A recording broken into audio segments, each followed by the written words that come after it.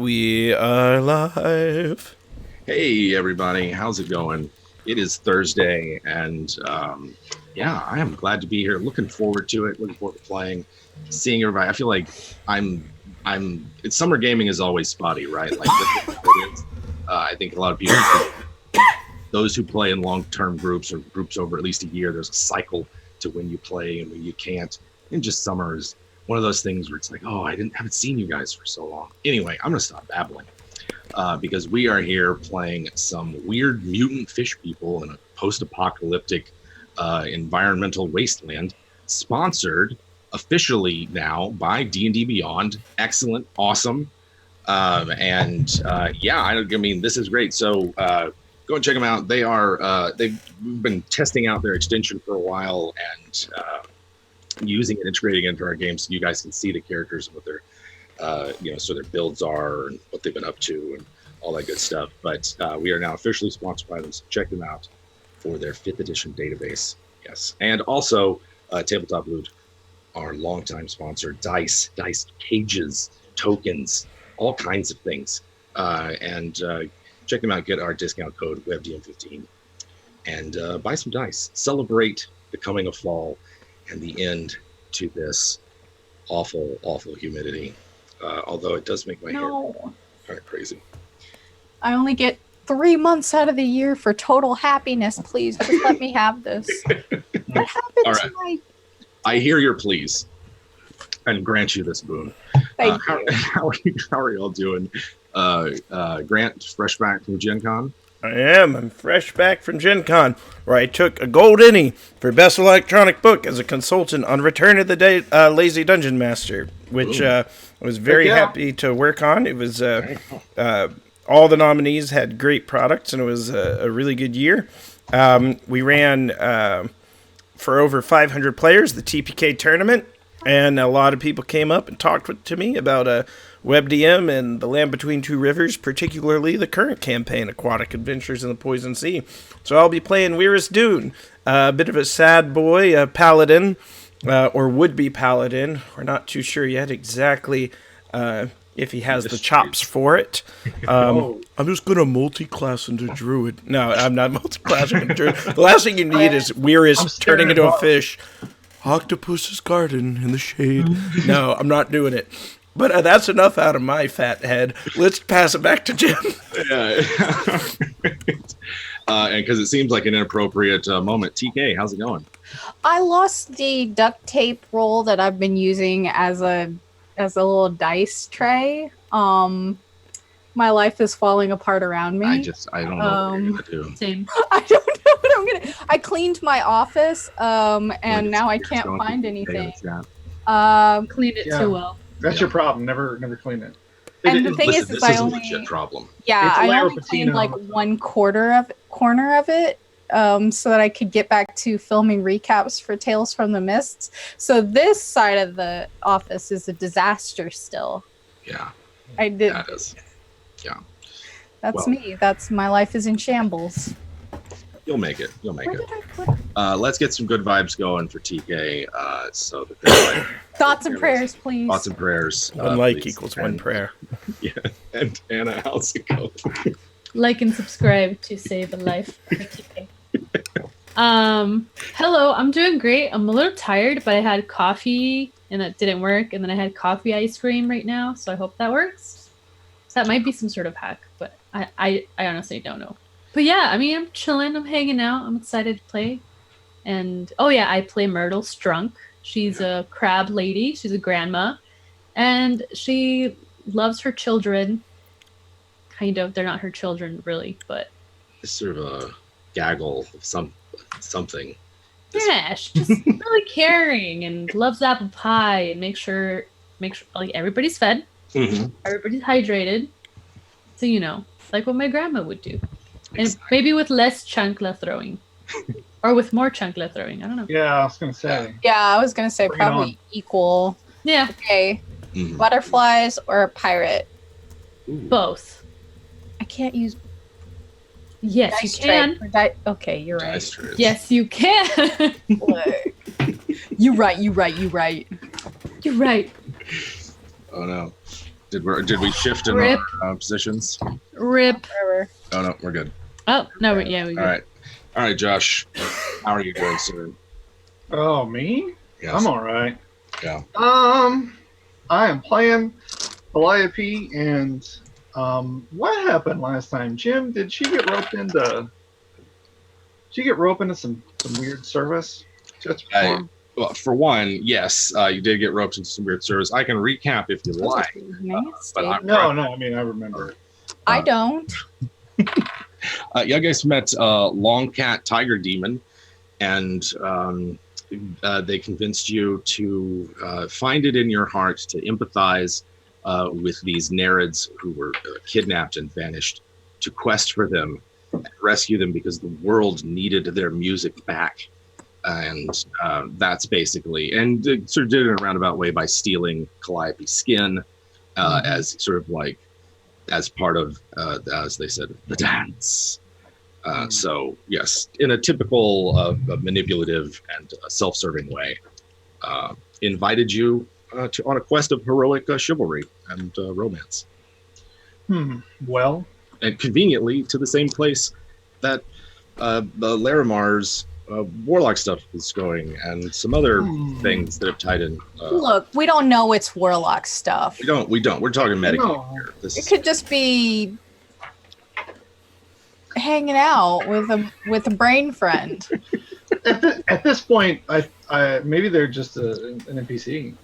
You know, we don't even know. Who? This could be a quest. Don't be. Don't be. How dare you, Josh? I'm gonna find you. Oh, come on. Coming to your house. Right.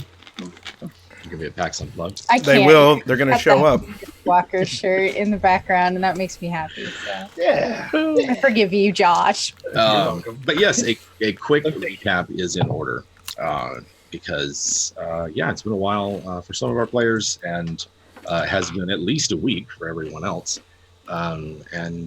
So the last time we've played, some point in the past, we're tasked by your captain, Bellet, with infiltrating and sort of scouting out this lagoon, which led to a series of inland swamps and jungles, all of which were populated by these ruins of these factories, these sort of clockwork factories, sort of choked with mangrove trees and vines and the like, and as well as sort of an oily sheen to the water, clearly, polluted and the like, full of all sorts of mutated animals and a giant kelp forest that dominates the lagoon.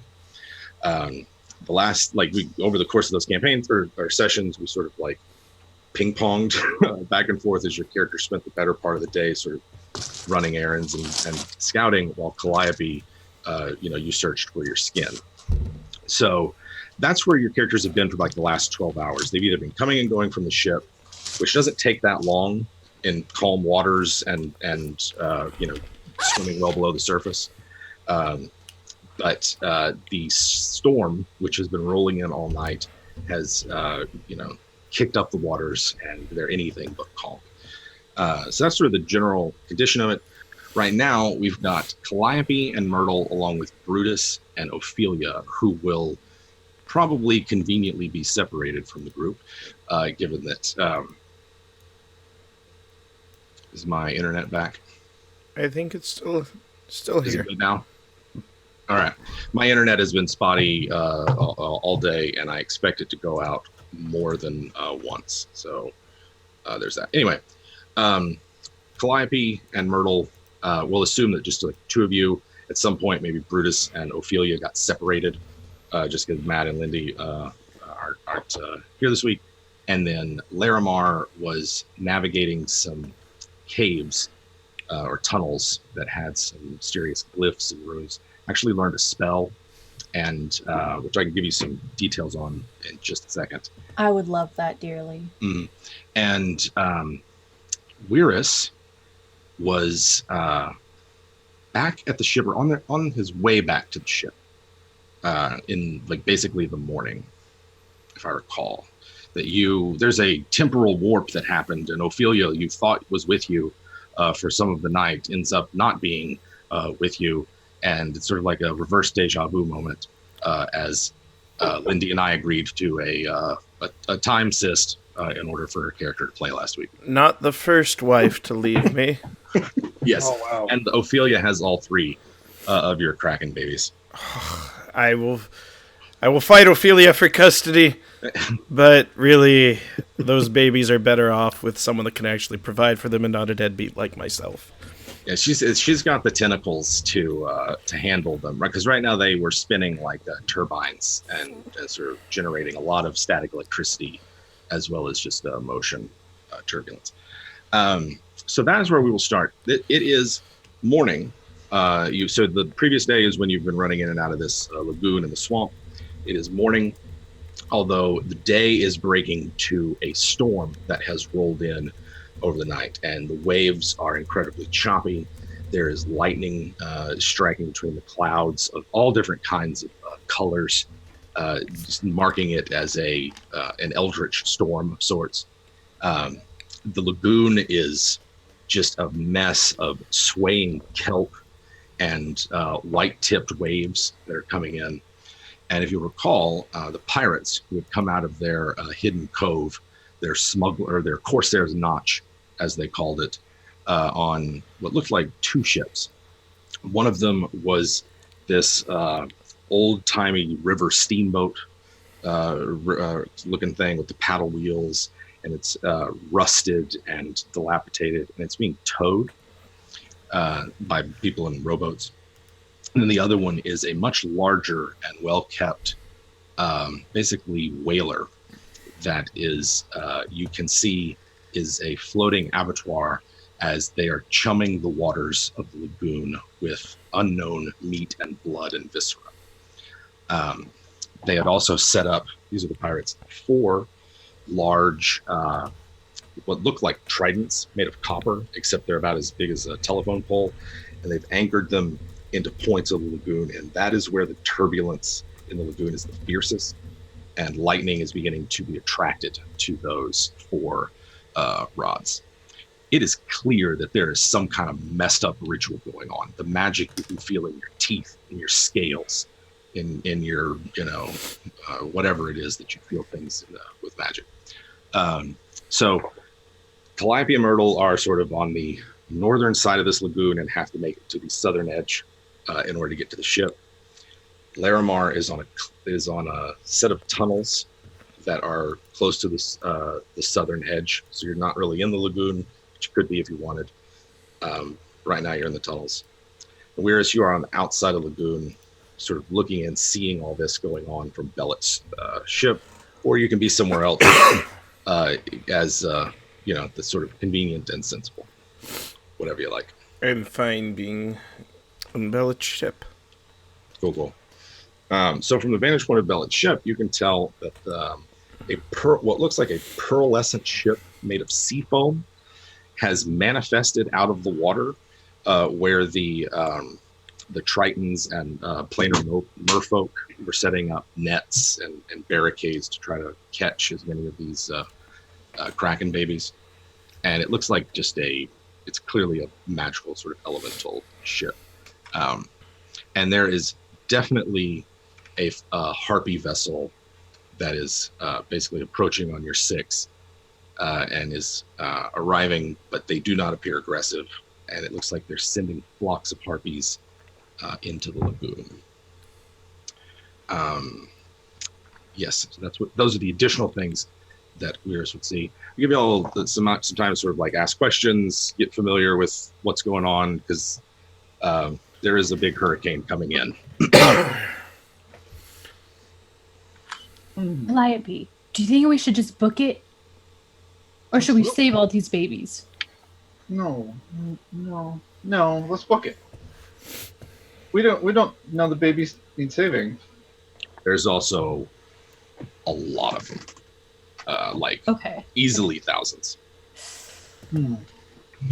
Okay, how about this? We book it to the boat, and then if I can get one of my claws in one of those babies, I could help them out. Maybe, but what are the pirates doing? I didn't really think of that. Mm-hmm. Calliope, we are the pirates. Some of them are conducting this ritual. Some of our own?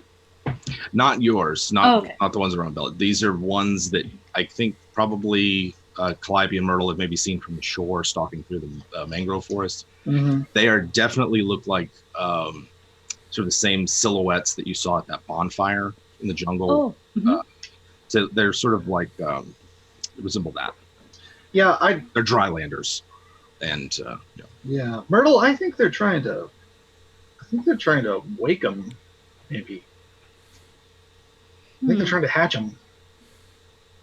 I don't know why they would. I mean, they need a lot of sleep, but poor babies. We'll deal with it when we get there. Yeah. When the time comes. Yeah. All right, I'll race you to the boat. On foot? And I just kind of do one of those. Turn sideways, maybe? Yeah. Turn into a cactuar. All right. So the lagoon is fairly large, and when you swam through it last, you know that a great deal of it is covered in these thick kelp forests. The densest part of them is towards the center of the lagoon. You know that it's the floor of it is uneven. Some places there are dangerous shoals and sandbars. Others it gets up to at least 60 feet deep.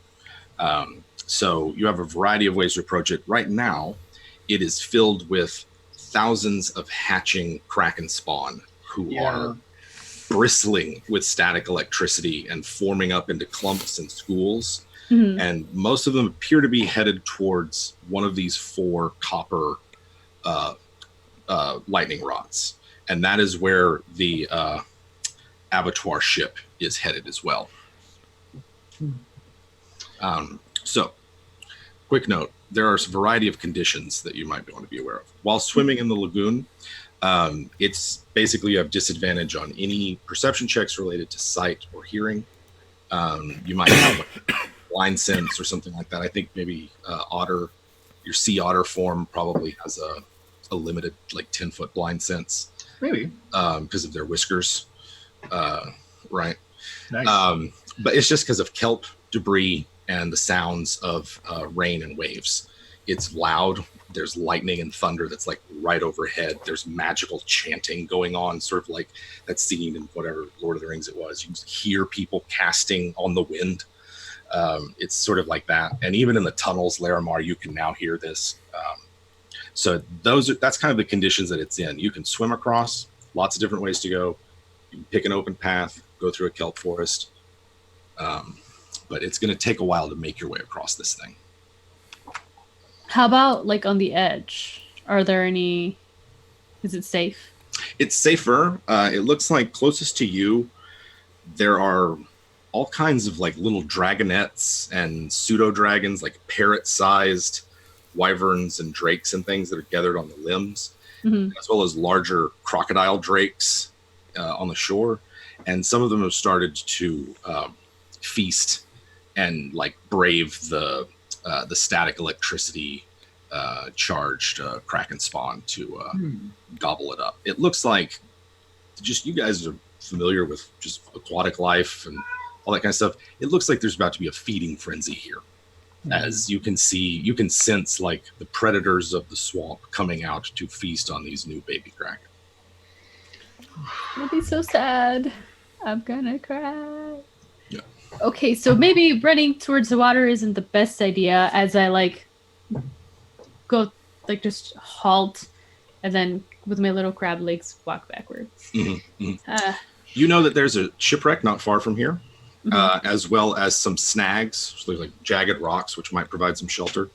What's between you and there is unknown, but there's you know that there are at least places to hide and sneak, or you could make it out in the open and try to book it.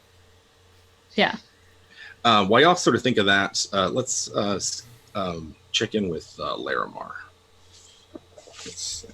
So Larimar, when last we'd seen you were carrying your 3 kraken eggs to this place in the cliffside, right? You passed this glyph that had this sort of like runes on it. The ritual that you learned is the Lamentation of Dugan Drod, and I'll put that in backstage.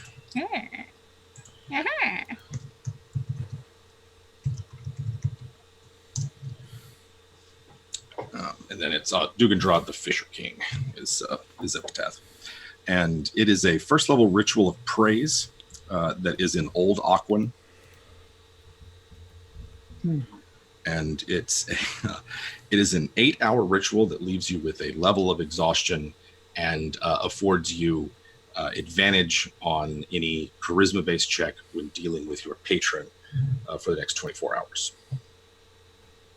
It basically is like a 6-hour, I really like you, you're super awesome praise marathon. Yeah, that sounds great. But more like a fisherman's dirge. Whatever. I imagine that Larimar grew up in the deep sea equivalent of a Pentecostal church, so might not be so bad. Sure. Used to marathon prayers. I like it. So how did Larimar learn that ritual? Just hanging out? Yeah, it was like a glyphs on the wall. Oh. As you were, I mean, it's in Old Aquan, so you sort of recognize it. But it was, it clearly references the, I've lost my notes on what it specifically referenced, but there's like the one who waits, the traveler, that kind of thing. A lot of just sort of mysterious epitaphs. And it also sort of like led deeper into the tunnel, which eventually runs out of water and gets back into air. Okay. Yeah. Well, you know, the caves aren't as super scary to be out as being out in open air, so that's fine. I'm not as worried about the sun drying out my incredibly frail, fragile form. Is there like an end to these caves? Do I perceive any end to the caves, or like an altar or somewhere I can dump these eggs? Yeah.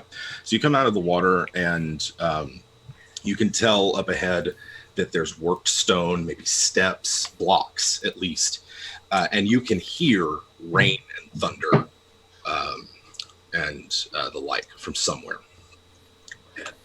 Okay, so that means there's a mouth to these caves.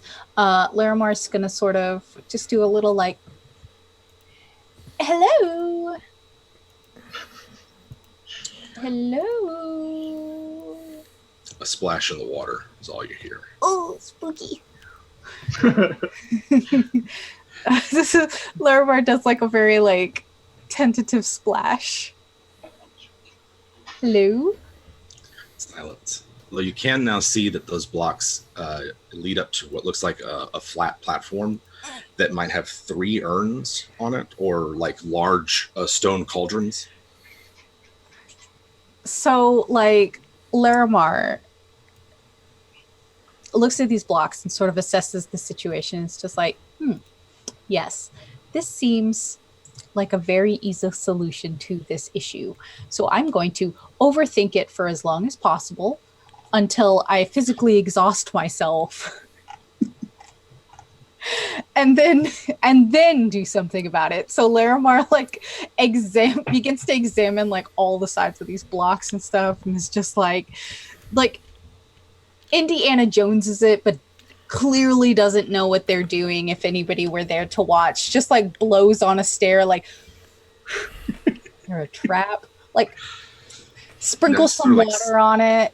They're covered in like algae and mold. You know, it's damp here. There's a puddle that's formed on the far side of the platform that has like ripples of whatever water's dripping down from the ceiling into it. It's a fairly large platform, like 5 by 15, sort of rectangular. And it clearly is like there's a series of steps and flagstones that leads to an opening further up the cave wall, maybe about 30 feet up. Nice. And you can see there flashes of lightning, clouds, sky, that kind of thing. Nice. Larimar will quickly doodle all of this in one of their field guides and then start making their way up these blocks.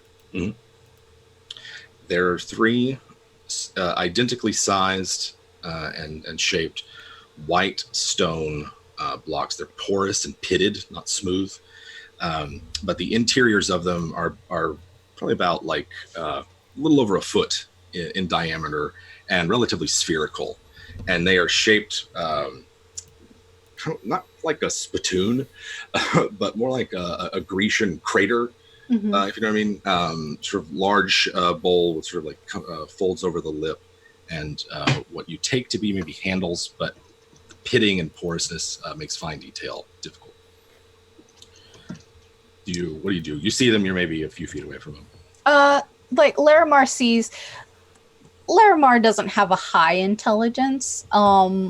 However, there's three bowls, there's 3 eggs. Like, I can count to 6. It's fine. Have you ever like been washing the dishes, but you know like your favorite show is coming on, so you're like very haphazardly putting dishes in the dish rack because you're like also trying to watch the show like around the corner of the door. The third season of She-Ra is on. Okay, don't ask. Yeah. Okay. Yeah. Sorry. Yeah, so you just like that's what Larimar is kind of doing, is like eyes on like the prize of the lagoon water, like I have to get back in there and get the F out of this cave, while also like clumsily like shifting Kraken eggs onto there. It's like looking around like, please don't let the wall just swallow me up. So you're placing the Kraken eggs in the urns. Just like, yes, as one each, quickly and haphazardly as possible. Okay, you can see that in them they're about half filled with this dark brackish water, and the insides of them are stained like dark purple black. Ooh, that's really disgusting. And as you put all 3 in, 1, 2, 3. Yes. Put the third one in. Flash of lightning. Oh, don't love it. Across from you, this figure rise up on 4 thick, greasy tentacles, and it has these kind of like neck frill gills, 3 eyes, and I think we're going to cut to you next as lightning flashes revealing this creature coming up. Lightning flashes. Sorry. So it's pretty clear where there's a big something going down, right? All right. Quick question before I get into the big something. Did I give the second half of the map to Bellet already? Yeah. Okay, cool. So this appears to be my great moment. I want to divine sense this thing. Is it evil? So what's the range on your divine sense? I don't know, but if I got to run up close to it, I will. 60 feet. 60 feet. Okay. I was curious if like the ranger's like mile. No, you and I we've used it a little differently, just thematically. The evil you detect. Not evil. You detect malicious intent. Is probably a better way to think of it, right? Like baleful magic would be a better way to think of it in terms of instead of evil. Not from the map, but from somewhere out in the open ocean. And it is big enough to ping on what you know the limits of your ability to sense these things. Right.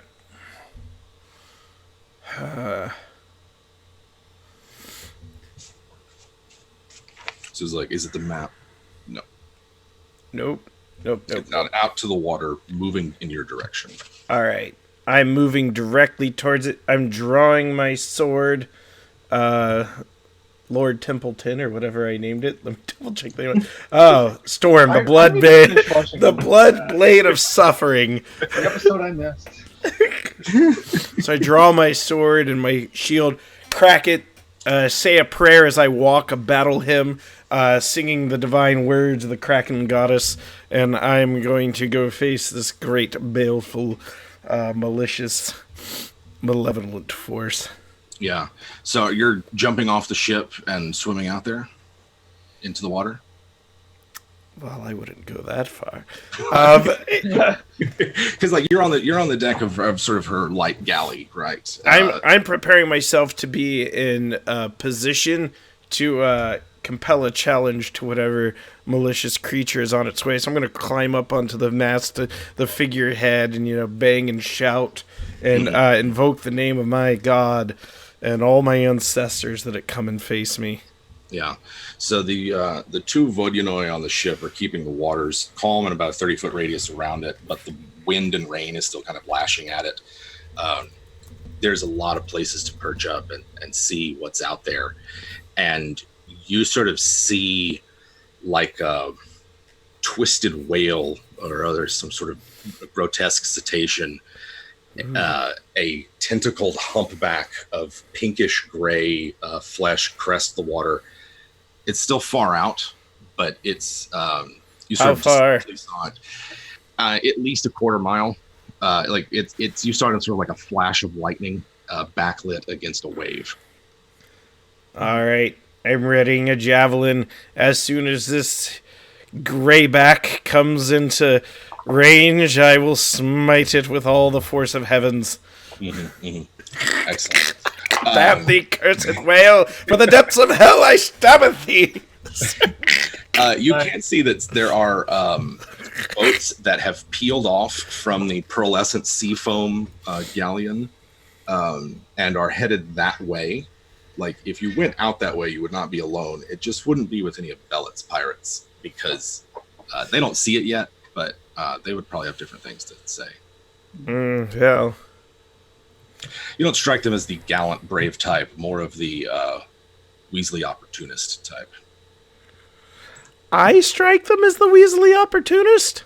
No, they strike you. Okay, I was about to say, I was like, I've been giving off the wrong vibes. I was hoping for D'Artagnan. Instead, I got, like, what is it? Pee Wee Herman. Say it, don't spray it. I'm gonna dive off that masthead. I'm swimming towards it. Okay. I'm gonna say, "Come, my brother, let us kill the great beast."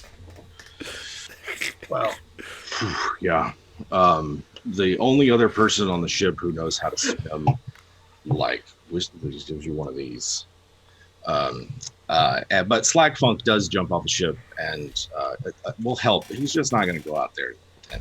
No, yeah, I'm hoping they like harpoon me and bring me back and raise me from the dead and say we saved you a lot of suffering. So let's go ahead real quick and establish an old school, by which I mean standard 5th edition initiative order real quick, just because we're kind of dealing with a complicated series of actions. Rounds are not quite, you know how we do them. They're flexible. But I'd rather have a more traditional style initiative just because of the way the combat's kind of set up here, or the action rather. I have no idea if there's going to be combat. So go ahead and give me an initiative roll. 6. I'm slow. Only doggy paddle. 10. Where's 6? Not great. Got 10. 9. 9 for murder. Oh, that's good. Chunks will go together.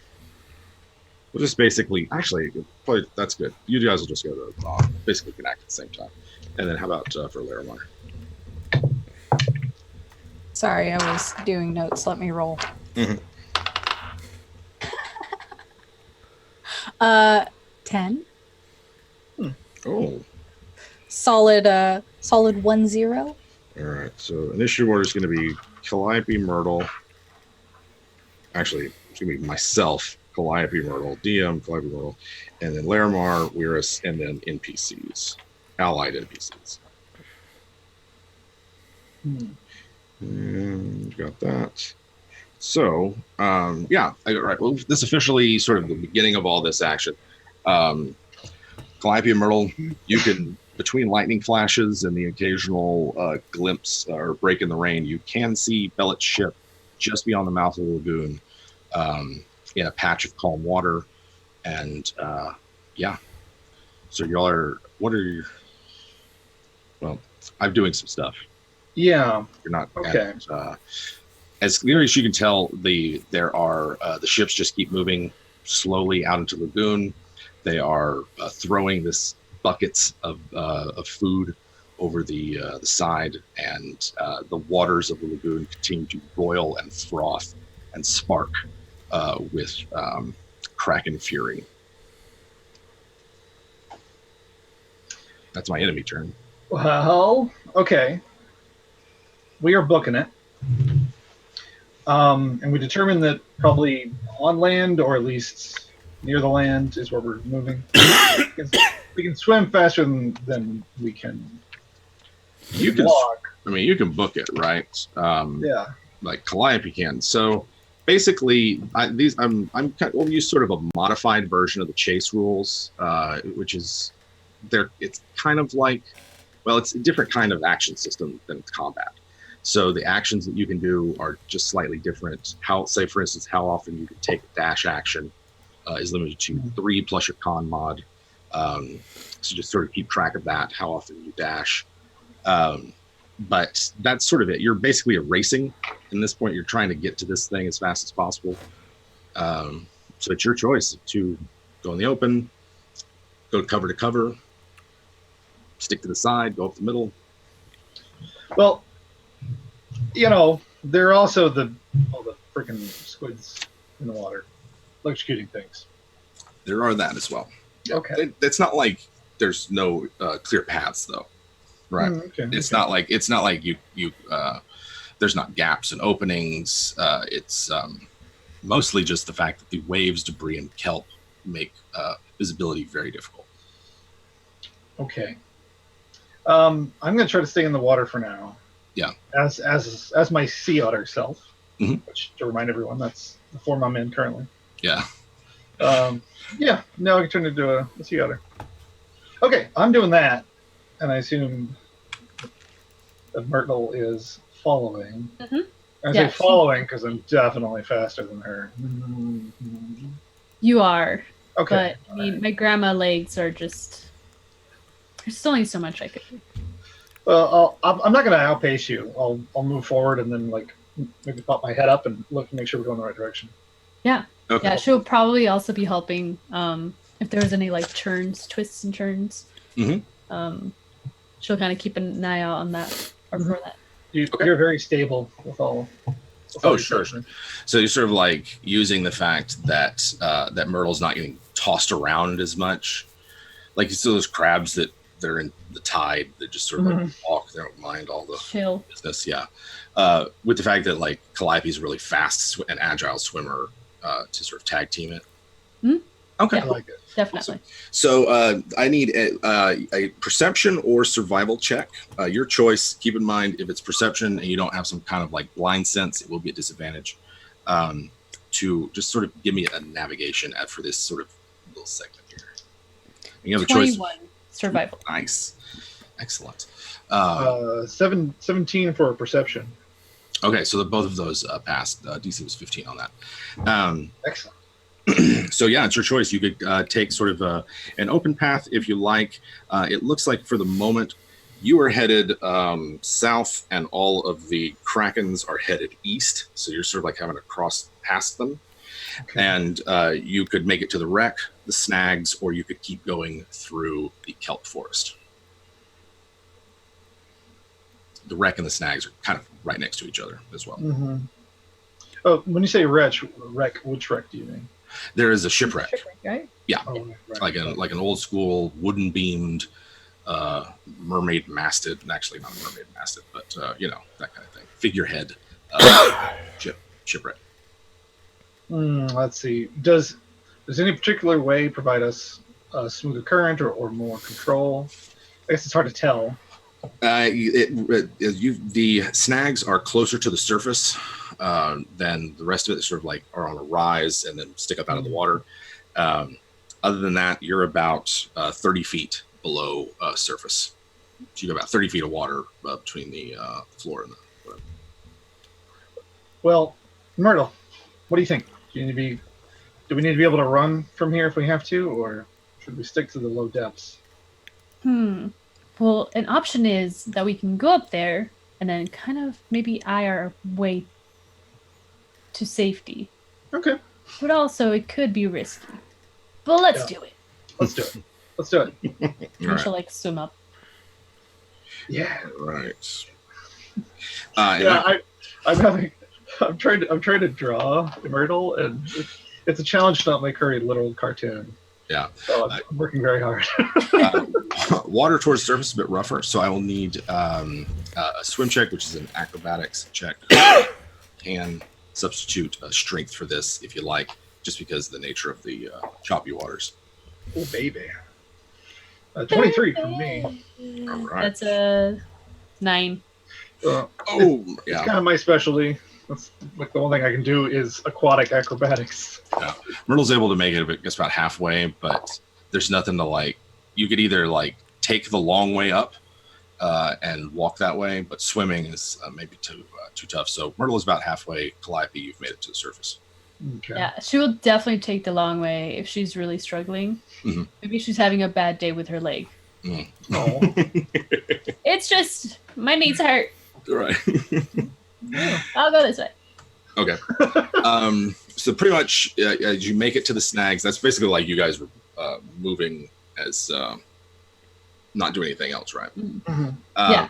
You've made it up to the surface. You can see sort of a bit more. You have a secure like shelter, right? There's all sorts of like rocks sticking up, little dead coral, things like that, to give you a place to brace against. And yeah, what's the next round? What's going on? It's now Larimar's turn.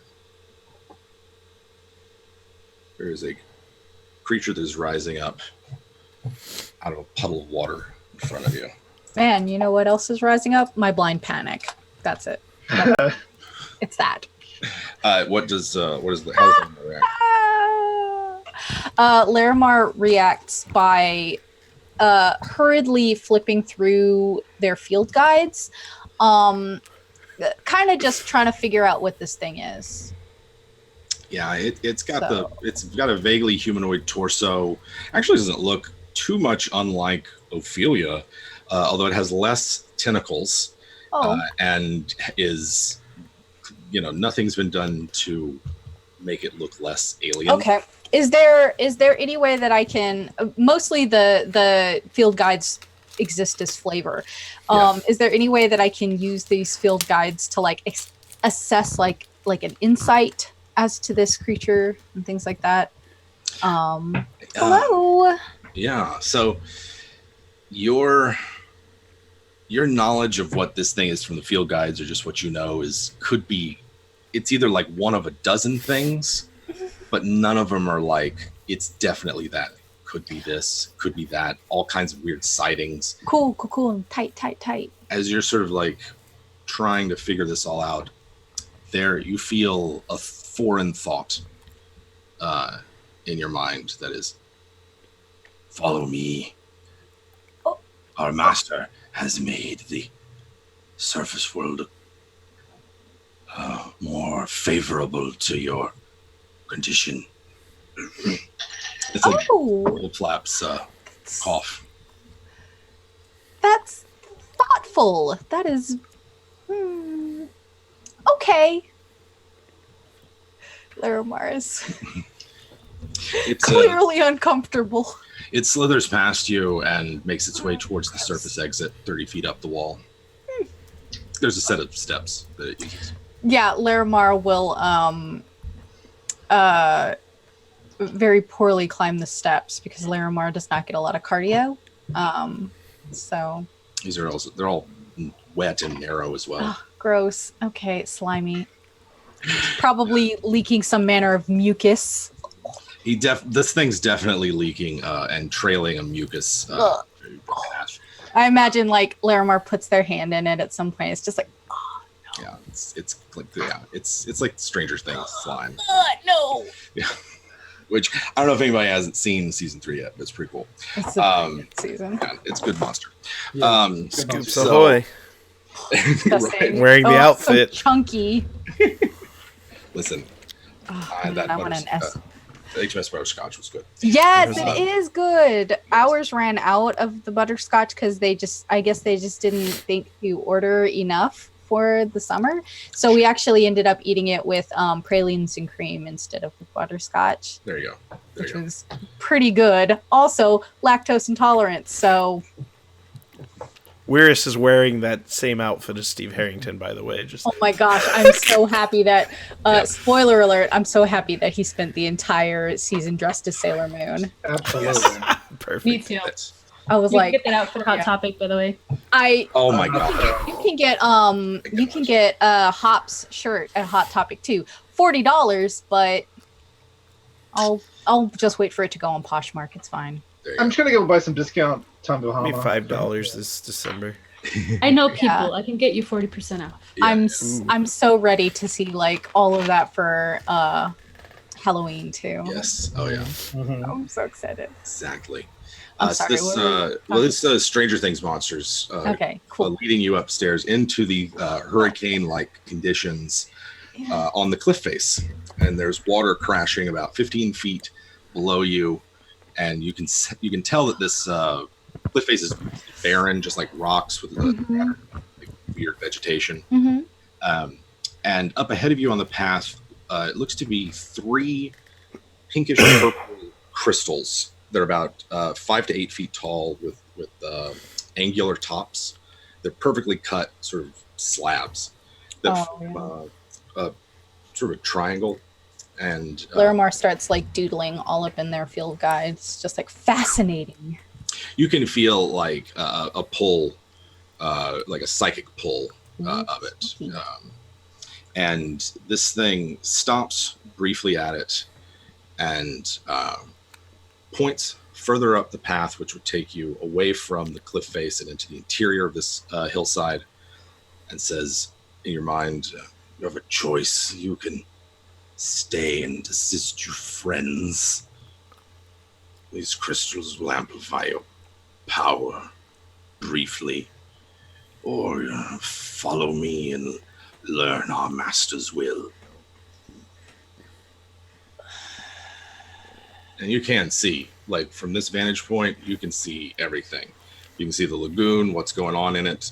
There's a cluster of something forming in the middle. You can see the ships out at the exit and something big coming in. You have a clear vantage here if you want it. Yeah, I think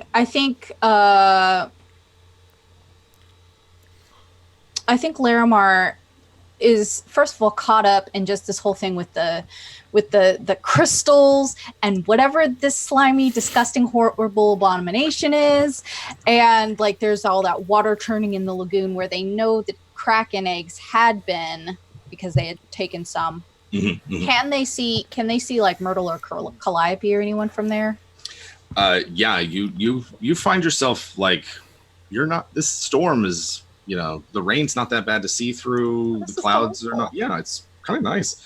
It's lovely out. Yeah, it's certainly not like living near one of those black smokers that vents all kinds of crazy volcanic gases at the bottom of the sea. Disgusting. Yeah, you can see them. They're climbing up on some rocky outcrop all the way across the lagoon. I think if Larimar, which you said Larimar can see whatever the ships are concentrated on, and Weirus and them are concentrated on out in the open sea, Larimar would like look at that thing. He's like, that is enormous. Witness our fury, then. Stay, for these are but the children of the true master. Oh, is that our thing? Is that us? Could be. Oh, you're not sure though? I have made my choice. It is your turn to embrace the gift that is offered. Hear me out. I don't hate them, and they've been very helpful to me. I think I'll help them this time, and I'll meet up with you later. Do not tarry. I wouldn't think of it. Of course not. Of course what not. a terrible word. It's like Jane Austen novel. yeah. It's like I think Larimar like expected something way worse, and it was just like don't tarry, and Larimar's like, oh thank God. Yeah. And you said that it can that the crystals can amplify Larimar's power, or Well, you're staying like outside of the formation that they would. You step in, or what do you do? I would love to step in. Oh yeah, stepping in's like stepping into a sauna, like a psychic sauna, or just like a very euphoric experience. This is delightful too. You're aware of all conscious minds within a mile. Basically, have a mile detect thoughts. Oh my gosh, the best. You can communicate with any of them telepathically, any number in that mile, or send a sending to anywhere on the plane. Oh my gosh, just the best. It's sort of like a temporary cerebro. Yeah, it's great because it's like it basically takes my awakened mind and takes it from 30 feet to a mile. Mm-hmm. And Larimar, I don't think Larimar knows necessarily when they can turn it on and off. Mm. So they're just like, this is amazing. And everybody within a mile can hear it. Yeah. That's great. This is amazing. Larimar. Yeah, so I guess you guys all hear that then. Nice. So yeah, let's okay, so I think that's it for my turn. Yeah. Like, let's be honest. No, hear me out on that. So right. So in the expanse of time that went, I'd say that was about a minute, and it takes me a minute to swim a quarter mile. Sure, yeah, it doesn't take that long. Yeah, I think right about now you'd be hearing Weirus, chiming in. We sail the ocean blue, and our sausations are beauty. We are so feminine and true, and attentive to I thought that was going to be a way different input than what you gave. Like, hear me out. This is all the things I can accomplish in right. Yeah. No. The spell.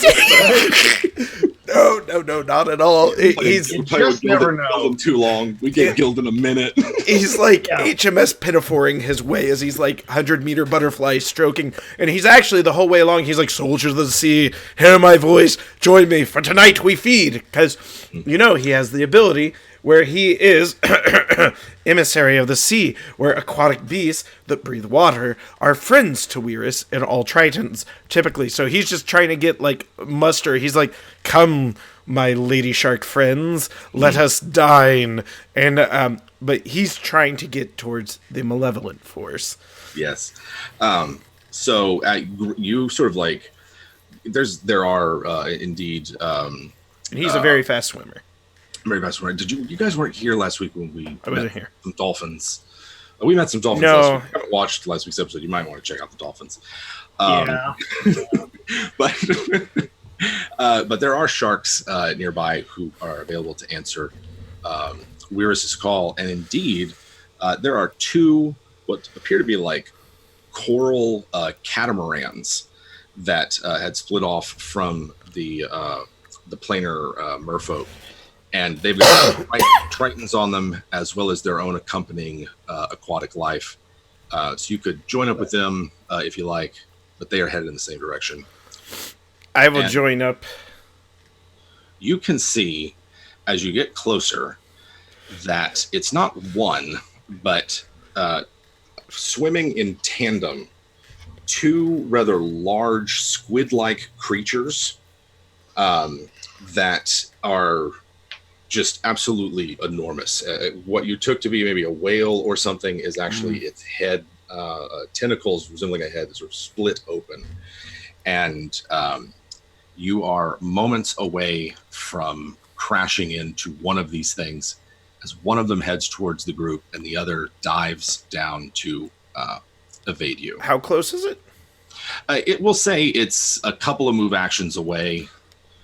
This is in that minute that you're swimming over there, right? Okay. So it's the round or two before the clash. you have a moment to prepare. I'd say if it's your within turn. 120 feet with disadvantage, I got a 14 to throw a javelin at it and call out at it, "Foul creature! Yeah, it is. You rue the day you swam the seas with Weirus Dune." I'm gonna go full Ahab, I'm sorry. Nice. All right. Then Weirus, go ahead and make me that attack.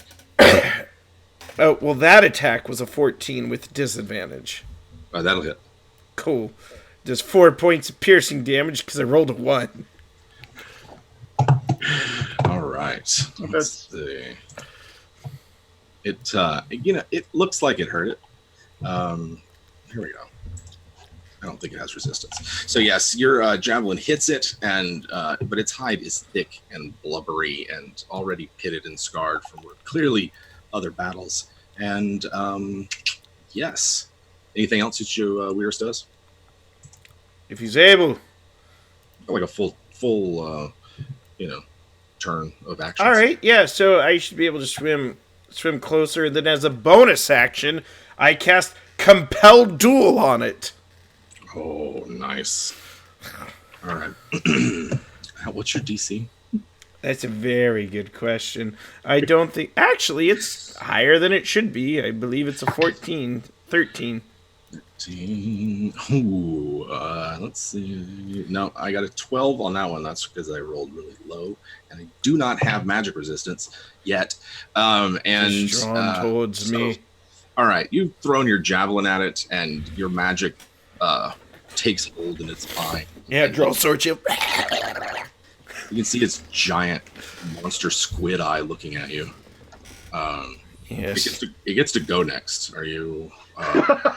What do you have anything? I look into the maw of the Sarlacc and I say, I have no more lines. This is on like Donkey Kong. Let's do this. A freaking AC of 20. I'm all about this fight. Right, there's like 20 other Tritons that are hanging off this catamaran. They jump into the water. This is like a big thing because this thing is huge and is essentially a may or may not be a juvenile Kraken for a second level character. We're going to just play and find out. I just spent a week playing a 7th level and I'm 2nd level. It's like, all right, let's do it. No, fortunately, 5th edition, I mean... That's a juvenile Kraken. Surely they won't go running towards it. Well, an AC of DMs, 20, we'll see how it goes. Yeah, that's true. That's very true. That's very true. I mean, I have to roll an 8 or lower. First one's a 6. And the second one's a 7, as 2 of the tentacles splash, like, right next to Weirus. Sharks go flying out of the waves. The Tritons begin to attack, and a giant melee erupts off the shore.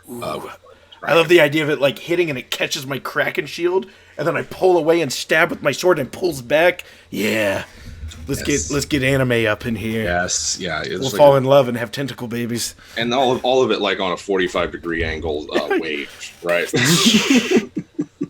Surfing on clamshells. But this is Michael Bay directed kind of shit, right? Or whatever the one guy who did Pirates of the Caribbean. I don't really do anything. All right, I can't do anything else with them.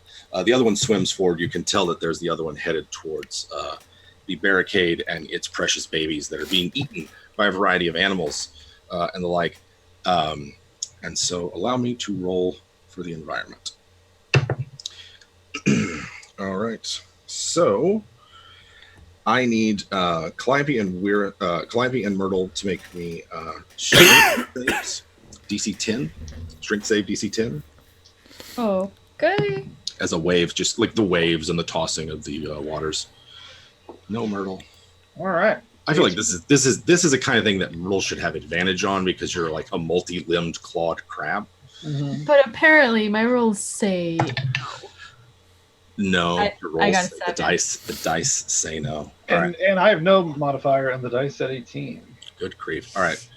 So Myrtle is knocked off the rocky perch there at the surface, and lightning strikes one of the copper tridents, and the water is briefly illuminated. It looks like nearby there is some kind of massive school of kelp and kraken babies that are forming. Difficult to tell. The kelp may or may not be moving of its own accord. That's the end of round 1. Top of round 2. And Is that where I fall? you go right after I go. Okay, but like, I fell in that Sorry, little. I'm sorry. No, you fall. No, you didn't fall in this big thing of kelp and maybe kraken. No. There's no enemies near where you are yet. And the NPCs go. None of them hit in the melee that's taken that is in the open waters. And those of you who have a view of the sky, which would be Calliope and Larimar, can see that harpies have flown over the cliff and are attacking one of the smaller pirate vessels. And it is now Calliope and Myrtle's turn, round 2. Sort of like dive bombing. They're definitely attacking them. We heard something about the harpies, right? What's their MO? Their reputation is that they are some of the fiercest, just sort of warriors on the open waters. They're kind of what you call them, boogeymen of a lot of merfolk. Just because the same reputation as say like seagulls or sea eagles might have, or cormorants or something. If fish could talk, and that's pretty much it. You know that you've spotted some of them, but they never attacked, and here they are attacking these other pirates who are protecting the Kraken. Maybe I personally. I feel like the Kraken coming that is a bad thing, but I know multiple members of my party are like, let's take some crab, let's take some Krakens with us. The Tritons y'all have talked to multiple times have been pretty unambiguous about the fact that, these Kraken make it to other planes. They're like infest planes. Like this is bad news. And that's why they're here, right? But now what you guys do with that is up to you. I'm not here to judge. Just to have Or fun. are you? I secretly have a lot of fun. Okay, so yeah, we do know that by reputation, Krakens are pretty dangerous. Yeah. So yeah, and Kraken in this sense is sort of the same way Dragon was used in Campaign 1, where Dragon is just a big lizard beast. Maybe they're super intelligent spellcasters. Maybe they're just dumb animals.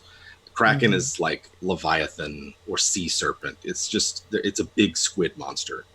Yeah. Although the lightning and hurricane would suggest it's kind of a traditional Kraken. Yeah. You know that much. You are, that's sort of common knowledge. Yeah. I mean, I've heard the story, but maybe I've heard one pertinent. Yeah. That's why I'm thinking about Bard. Anyway. Sure. You know for yourself from where you are on these snags, there is a stretch of heavy kelp forest between you and the shoals that would be next, or you can sort of skirt the edge of the lagoon, but you might risk this feeding frenzy that started from the predators in the region. Up to you. So you get lost in the kelp forest, or you risk the whatever's in the along the edge.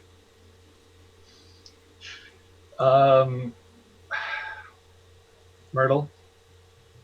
Yes. Are you back on shore yet? I'm doing my best. I have a cramp. It's really bad. I would like to think off. I stuck my head underwater and yelled that then. Maybe we should go to the kelp. If you think that's the way to go. No, I don't. It's too late now. Okay, and I let go. Kelp.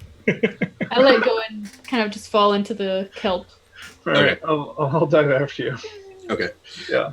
So in that case, navigating through the heavy kelp is DC 17. Depending on how fast you want to go, like if you want to dash as fast as you can, boom. I got a 19. Boom. Thank you. I got a 19 as well. Going as fast as you can will give you disadvantage. Or you can go slower and you don't suffer that. So that's up to you guys. But otherwise, sounds like you were picking your way through at a cautious pace. and not getting lost. Yeah, I don't want to have to reroll that. No disadvantage, please. Understood completely. So yeah, then you make it, and you would estimate probably about halfway through this patch, and it's dangerous here. There's debris that's being thrown around. Some of the beds of kelp are starting to uproot and entangle and sort of whip around in the waves, but it's not their turn yet. Larimar. Unless you guys had anything to do other than move, cast a spell, something like that. Nah, I don't. No, I don't. Sadly, magic can't help me right now. That's right. I mean, I'm not ungrateful. Nor can your gods. It's Larimar's turn. It's because there are none. Jeez, Jim. Woo! Stress. Oh, there's so much stress. So what can Larimar do? Okay, so Larimar's watching. It's clear Bellet's ship is attacking this Kraken thing, and Bellet's ship is still at anchor near the mouth, waiting on the rest of the crew to get back. Weirus is attacking the Kraken thing? Just the stupid first mate. Weirus and the planar merfolk are attacking the. So he's not alone, but he's not with the crew. And there's another Kraken heading right towards the entrance of the loop. Oh my gosh, there's 2 Krakens. They're not full grown.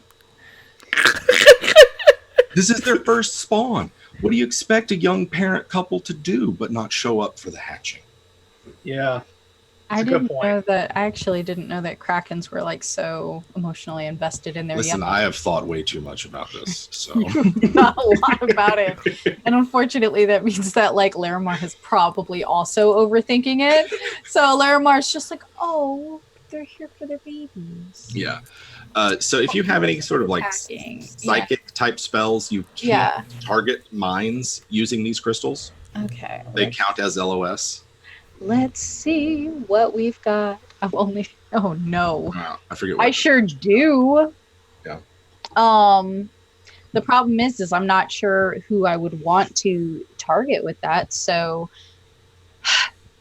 I think Larimar was present when they talked to the merfolk the first time, right? Mm-hmm. Yeah, okay. So Larimar at least has positive feelings towards these merfolk. And for the Kraken, it's kind of like, whatever, I just fed 3 Kraken babies to like my Eldritch Horror TA. So sure, yeah. I would like to cast Dissonant Whispers on the Kraken, specifically that Weirus is already fighting. Yeah, all right. Which is such a super bad idea. Oh no, wisdom save is like garbage too. Oh, all right. Is it 9? No. All right. Awesome. Let's see. It is immune to frightened, but it will take the psychic damage. Okay, cool. So 3d6. I swear I have dice. I don't play spellcasters very often, so I'm not used to requiring more than like a couple dice. I think that's all I play, now that I think about it. Oh, yeah. You can feel that the crystals will allow you to trade hit dice for rerolls. What? Ooh. Whoa, wait a second. That's a terrible idea. I got excited, and then I was like, I only have 2. We're second level. Yeah, so that's 5 plus 4 plus 2, so that's 11 psychic damage. Nice. There is no excuse for levels to not have a badass action scene. Mm-hmm. And also, come on. Also, why would I? Oh, it's a terrible idea. I need those hit dice. You have at least 2 grotesque biomagic healing potions. Do I have those? Yeah, everybody has you have a ship's alchemist. What the hecky? You have 2 healing, the equivalent of 2 healing potions. They're just not potions. They are a sea urchin that you sting yourself. Oh, I didn't. Okay, yeah, I just didn't put it in my equipment. That's my bad. Yeah. But you have that. You said that was how much? 15 damage? 11. I'll take 15. I mean, 3d6. Yeah. Yeah. 15. All right. Hurts, and it wrinkles its forehead in psychic pain. And you do anything else? Larimar panics. So I would like to do that as a free action. Thank you. Sounds I great. appreciate that. Yeah, that's perfect. And Wyrus. All right. Wyrus turns and he looks at the great aquatic beast, and he shouts to the planar merfolk, "Behold, your champion! Watch as the strength of all my ancestors passes through my blade!" And he strikes. I roll a 21 to hit the Kraken. Yes. 9 points of slashing, and then I'm going to do a divine smite. Ooh. There you go. For 10 additional points of radiant damage. Ooh. Taste the storm, let the lightning pass through thee. Yeah, there's a lot of magic being thrown around here. You can tell it's just like attracted to, the power that's coalescing here in these waves. Afterwards, I move in mysterious ways. Yeah. And you know what? Like, there's also sharks, mostly sharks, and some other sorts of like giant crabs and things like that have accompanied the Tritons, as well as your call to action. So if you didn't already, consider yourself having advantage on those attacks. One of them is helping you, and let's see what happens with them. You are done, yeah. So yeah, I guess I'm not really gonna move. I'm just gonna beat it up with my sword.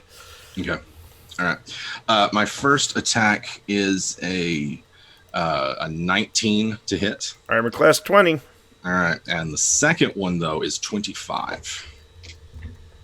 That I don't think you don't have anything that can reach. No, that's definitely gonna hit me. All right, here we go. I'm dead. That's not necessarily true. Maybe though. 16 bludgeoning. Not dead. All right, and it's a auto grapple. On your turn, you can use DC 16 escape. Now, I have that ability. I can't be grappled. It's a Triton feature. I'm just kidding. I don't know, actually. Listen, I would, maybe you don't have bones or something. I'm not Lindy's character. That's true, yeah. I think both Ophelia and Larimar lack bones, Well, Larimar has a hard time getting a bone, but there's a little blue pill for that. I know. All right. No, it's fine. Stop later. It bites at the ship, dealing some damage and hitting some of the Tritons that were still on it. And you can see both Wyrus and Larimar that Bellet at least has broken out the armaments and is firing all manner of arcane, alchemical, and mechanical weapons that they have on the ship at the fight. The one that's approaching, rather, not the one that all the Tritons are swimming around. So they have joined the fight. And time for the environment. And more lightning strikes. And I need Myrtle and Calliope to make me DC 12 dexterity saves.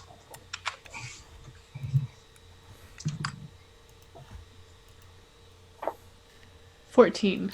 Nice. For Calliope. Phew. Nope. Oh, Calliope is caught and snagged by a strangle kelp strand, which are sort of like dispersed throughout the normal kelp. It's got you by your leg. You're technically grappled, not restrained. So your move is basically 0, and you're going to have to make another escape check when it's your turn, which is now. I kind of go. I'm combining my enemies and NPCs in one go.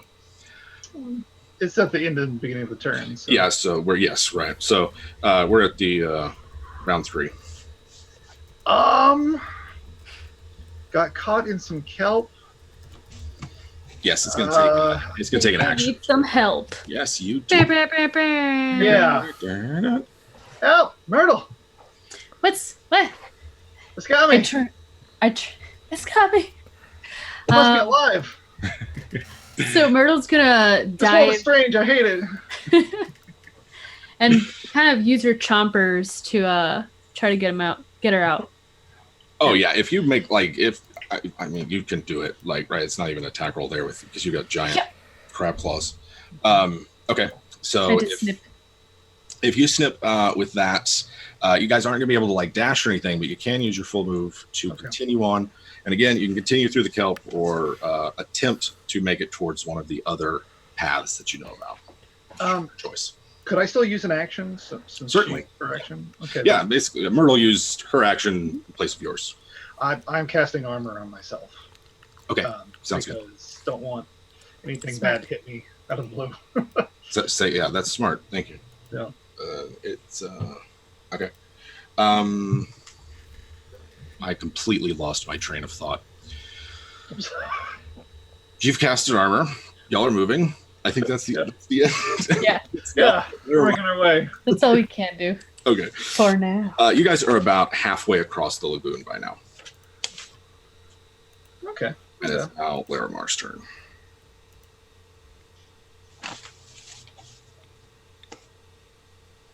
To furiously type. God.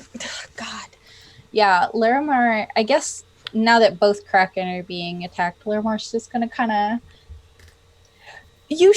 What if you just left? What if you just left? What if you went home? Is that okay? What if you just... But not just a different home. You're talking to the Kraken. Please go, yes. Telepathically? Please. All right. So it's sort of like... talking to it is like it has a gravity to it. So I'm trying not to burp in the mic. My bad, guys, everybody. Nice. Burp directly into the mic. Yeah, real classy. Yes. Well, it just end up in a 30-minute burp reel on our next video. ASMR. Yeah. ASMR burping? Oh my god. Sometimes you just need to get to sleep. It's like a gravity to it, right? Like this psychic pull. It's not an old one. Like it's not ancient in that sense, but it is potent, and the emotion you get back, because you get the impression that trying to communicate with it through language is it's not going to happen. Is one of rage and sort of annoyance. Kind of not the sort of rage of white hot, how could this happen, but just not the fuck again, kind of the rage of someone who's had to deal with too many termite infestations or ants and left they wake up to find ants. That's the kind of sense you get back from it. Oh my goodness. Okay, well, no, that's fine. We'll talk later. That's fine. And then if there's nothing else I could do, I guess Larimar just continues to panic quietly on this rock by themselves. Okay. I mean, you could talk to someone else. You could coordinate. You could cast. I think I would talk to Weirus in that case. Okay. Just Weirus. Larimar. Sir Weirus, what are you doing? What is this? What are you doing? What is this? I'm trying to become a hero of my people and impress a bunch of planar merfolk. I had sensed a malevolent force in the sea that had awakened, and my gods commanded that I destroy it. Did you consider that maybe they're the parents of these Kraken spawn? But I thought Ophelia and I were. For their babies? Custody's in dispute. I think you've got a good idea. You're much smarter than me, Larimar. So what you're saying is, I should back away from them. They're just protecting their spawn. I'm not telling you what to do with your life or your life choices. I'm just asking you to consider that as a possibility. If I escape them, will I be seen as a coward? By who? The planar merfolk. Certainly. Are you ever going to see them? They're flying pennants. Yeah. Sorry, Larimar. No, it's fine. Are you ever going to see them again? I think I will. Larimar doesn't know how to answer this. The concept of cowardice isn't really something that Larimar understands very well. Survive. It's live to fight. He who fights and runs away can run away another day. Yeah, Larimar's no, you don't. I grew up in the deep sea. Like, we don't like charge into the angler's mouth just to see him come out. How many teeth do they have? Yeah, like who does that? Dead people. That's who. Yeah. Okay, well, there's 2 of them, and maybe we should just go. We should go. Don't you think we should go? Maybe let them settle their thing that they're doing, their little thing. This is almost like the Mock Turtle song. Will you, want you, will you join the dance? Yes. Yes, they will certainly do their thing. Without us, we're going, right? I'm currently entangled in its tentacles. Oh. Well, good luck with what that is. I'll come back to you in about 6 seconds. I'll check back in.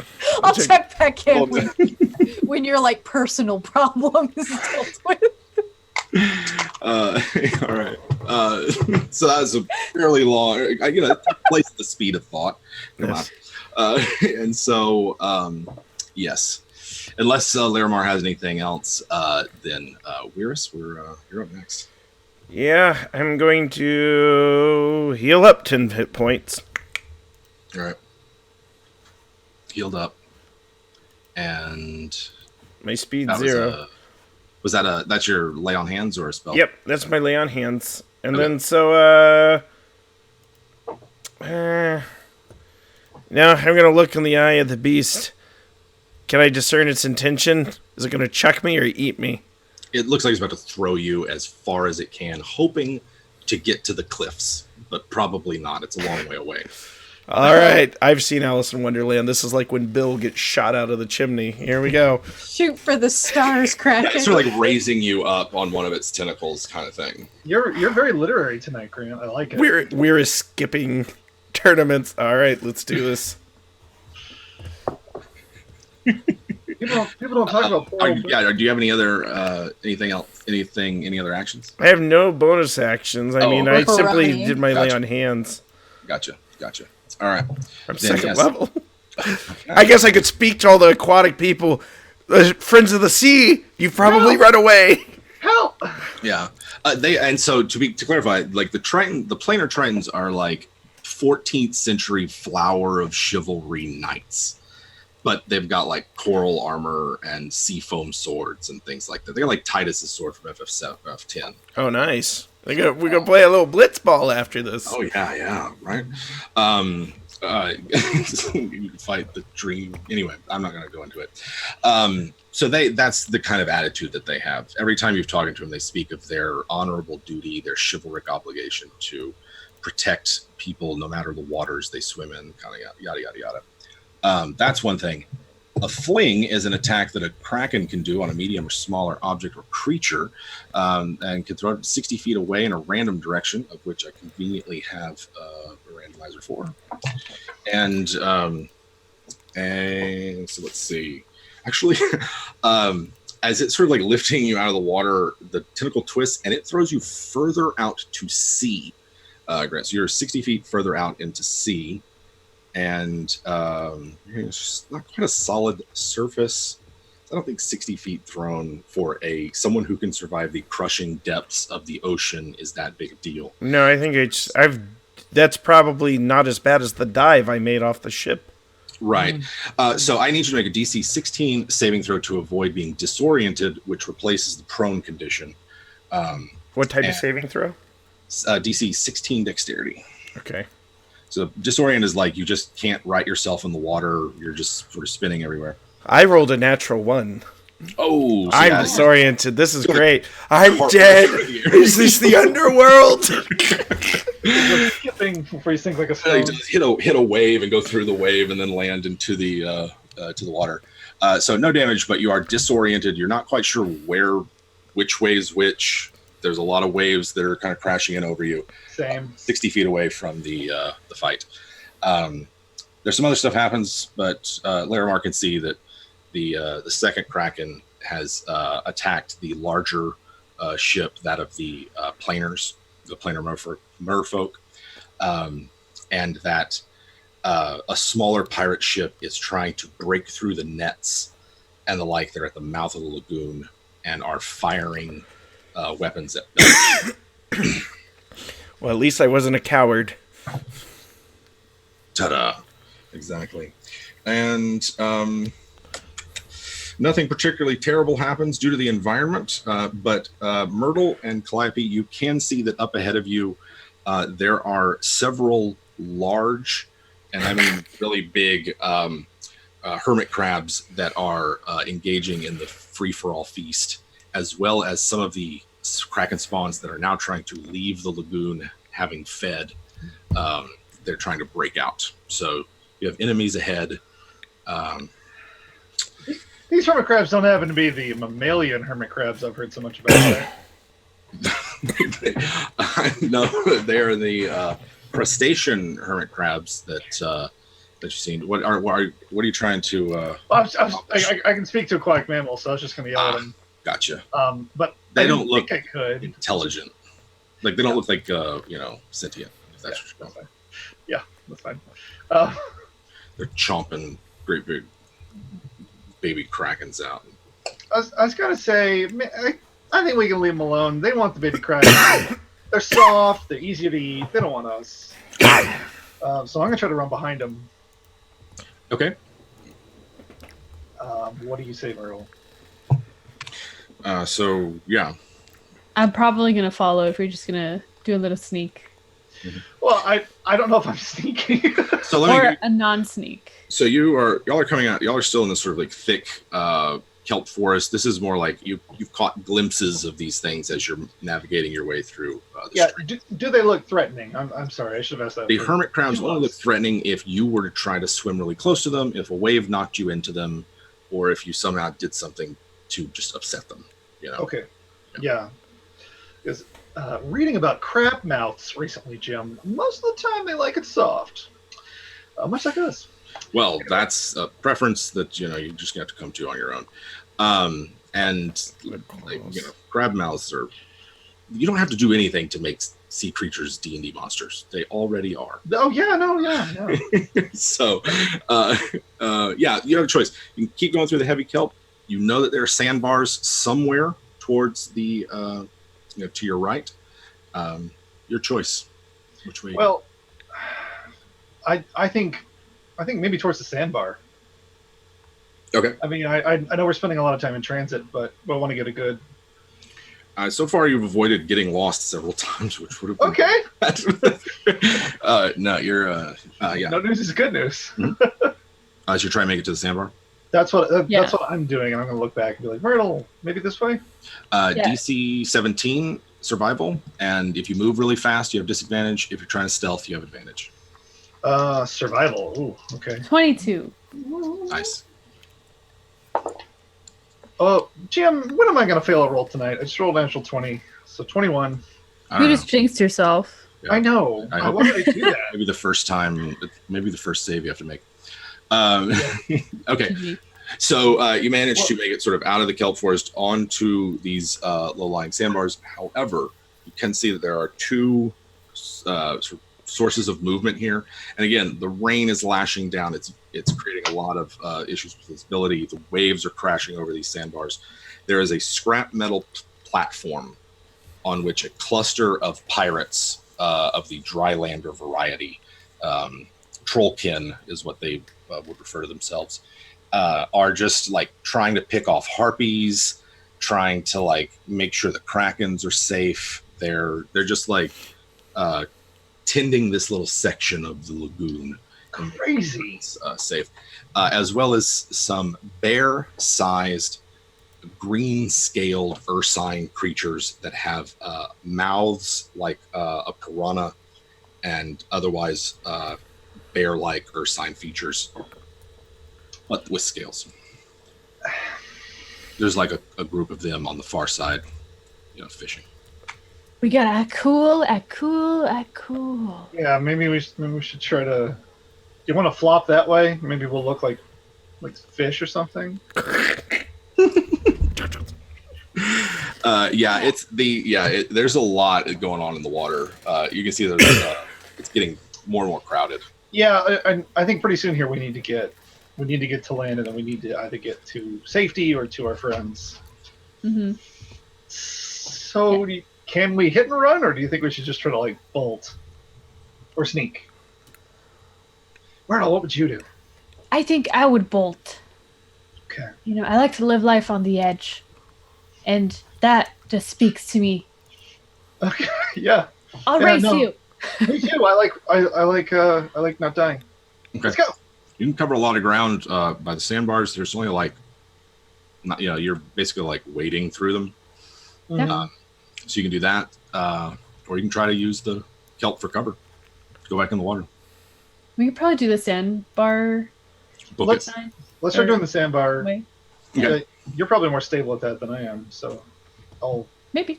stay close. We'll see. All right, then give me your choice of athletics or acrobatics, just to sort of avoid the hidden tidal pools and slippery surfaces of the. Athletics 17. Acrobatics, please, and a failed. 14. 14 is a failure.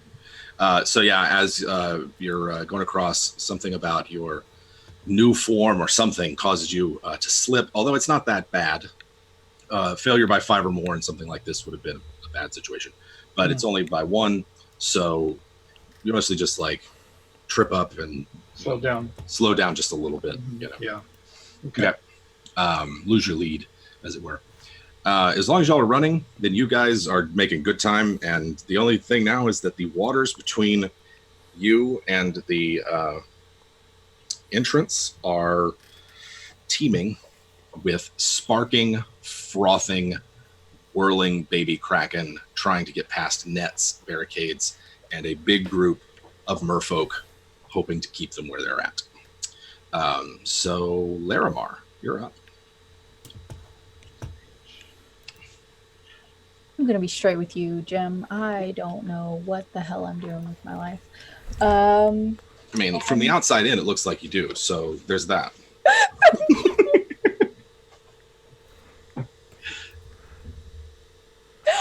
don't know what I'm doing.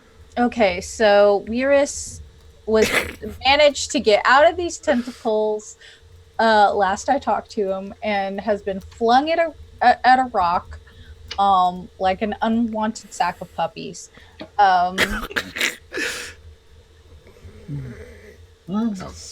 Sorry. Wow. In chat, I'm doing the whole weird. Larimar, they threw me. How far did I fly, Larimar? Where am I? Larimar's the Russian judge, though. It's like, Which way's up? Like a 3PO, 3PO. Oh my gosh. Okay, so Myrtle and Calliope are running along the sandbar. I can see them, but whatever. And then the other ship, you said there's a pirate ship that is attacking Baelet's ship.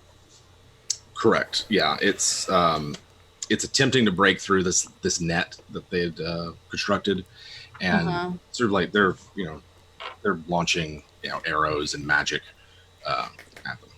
I Not want really to effective. I want to see if I can convince the second Kraken that was coming for Baelet's ship to attack their ship. Just by like reaching out. The emotion you get there is one of camaraderie and like they want to tag. They're wanting to like assist the pirates. Oh, that's rough. That's rough, buddy. Yeah, I think if I can't convince them to do that, I'll try and reach out for Baelet. Mm-hmm. Can I reach her? Oh yeah. Hi, Baelet. Hi. Judge, where are you? What is I'm on the cliffs. you I'm up here. scream You earlier? can't see me, but I'm waving. It's me. You can't see me. You should leave. Yes, where are you? We need to leave. We will leave. We should leave, but that pirate ship and the Krakens are working together. They're friends. So Yes, I know that. You get just frustrated, and you can hear her thinking, all kinds of commands and putting orders, that kind of thing. What's your plan? I'm waiting for you because you have you're the only one with information about where we're going. Oh, that seems silly. I'm sure that lots of people have information, but you should get out of there and then I'll just meet you up. That'll be fun, right? Wow. Where are you? At the cliffs? And Yeah, I'm in the cliff. Can you see me? a two passes, and yes, I can see the cliffs. Yes, just jump down. Why would I do that? Then I couldn't talk to you anymore. Yeah, you just frustration. It's just a dial tone. Oh, this seemed. Where are the others? Like I'll give her details on what I can see. Like the locations of the people. Oh, okay. Yeah. In that case, Weirus got thrown against a giant cliff. That was heartbreaking. Calliope and Myrtle are on a sandbar. There's some bears. Something. Piranha bears. And there are 2 very angry krakens. You should get out of there. Can't that thing go any faster? Can't it? You go plenty fast. Well, waiting on my crew. And from Bellet's perspective, y'all are the only you constitute. Oh yeah, that's right. It's just like 40 bootleg skeletons and some jacuzzi frogs. They've got like the public library stamps still on them. And to do a workaround so that they didn't mold and catch the plague of life. So yeah, y'all are compromised the only crew, that she has at this point. So she said desperation and get back here. Well, don't worry. As soon as you pick them up, I'll jump down and you can pick me up. It'll be great.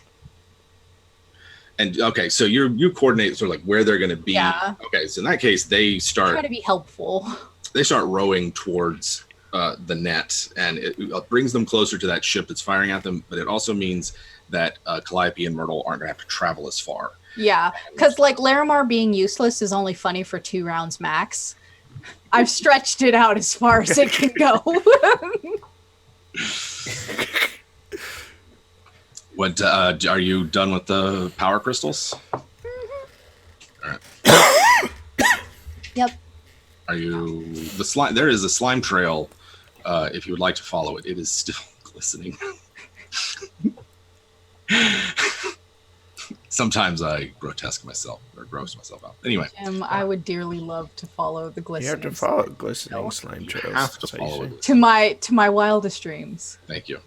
That's why I love playing with you guys. Thank you, Jim. Appreciate it. And you pick your way through the rocky ground, the rain lashes, the thunder, the lightning, the krakens, until you come across a dilapidated cliffside mansion.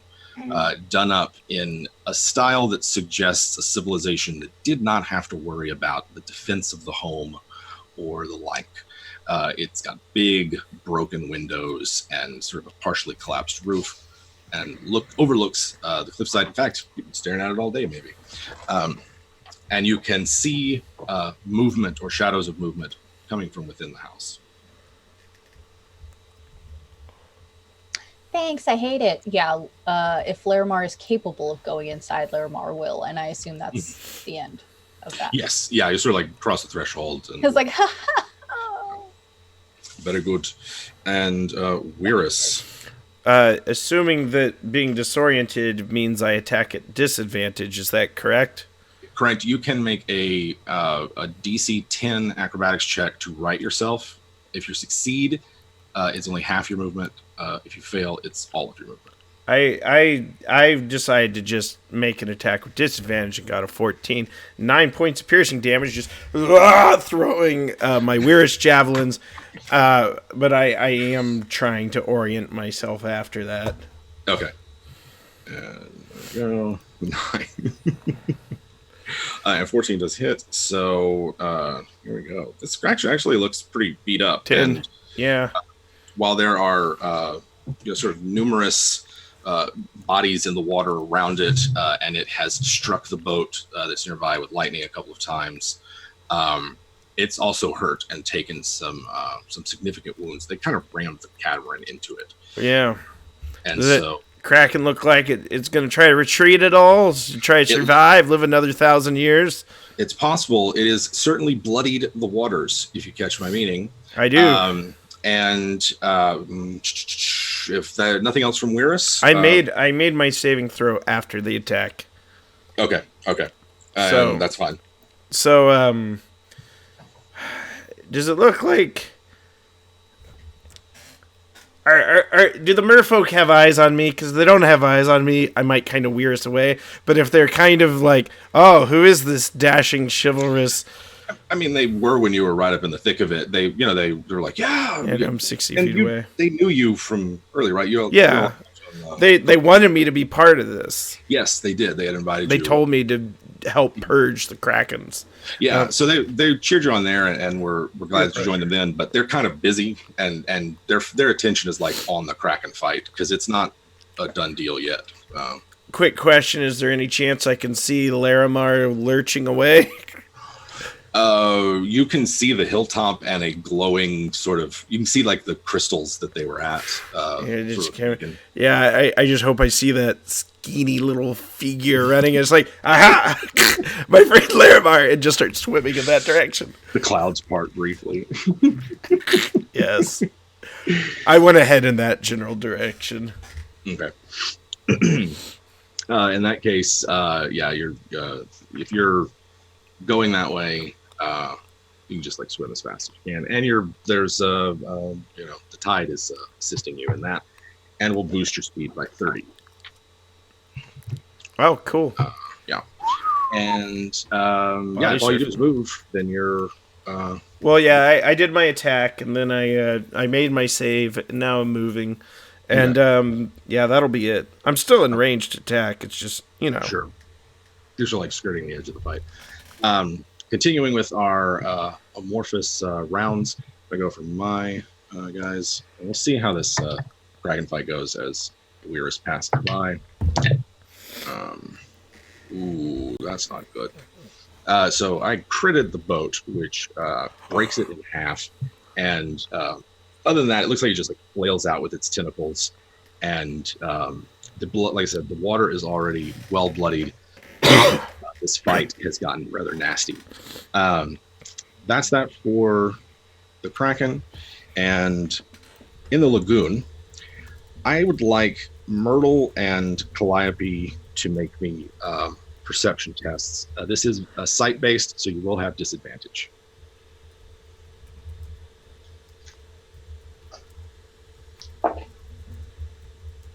$18. Jim, do I need to take a picture of this? I rolled 19 and 20. It's I think it's fine. I think it's fine too. That's good. That's fine. A good disadvantage roll. Yep. All right. So the both of you, as you're running across the sandbar and everything, up ahead of you, there's something in the water that you cannot see. You can see it displacing the water. You can see it making waves, leaving a wake. It's big, like a big ass ship, and you can hear the creak of rigging, sails, all that kind of business. You just can't see anything. Not even rain is like, pooling on it or anything. Weird. And it is mostly, well, actually, at this point, it is between you and the exit. We either really, really book it or go a different way. We gotta act fast. Wait, is it going fast? Mm-mm. No? Okay. We have to kind of act fast, but because it's not going as fast, but So, but the so like there's no water pooling, as in like something's hitting it and rolling off. As in the spell is absorbing the rain that's hitting it so that it doesn't give it away. Nice. Okay. Weird. God, I wish there was. Other than blasting it out of nowhere, I'm trying to think what I could do with it. Yeah, I mean. That's it.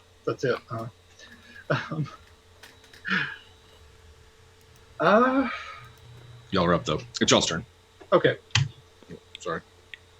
All right. let's. So, Yep. You have any preferences?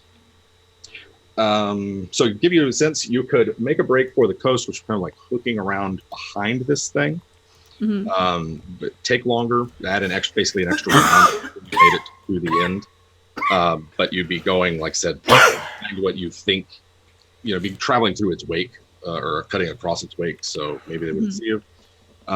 You could attempt to go straight for it, in which case you would have to cross a large crag, which has the ruins of a one of those clockwork factories. There's sort of like a depression and like just this stretch of ruined factory that's in the lagoon. Or you could break further in front of it using the heavy kelp as cover. Your choice.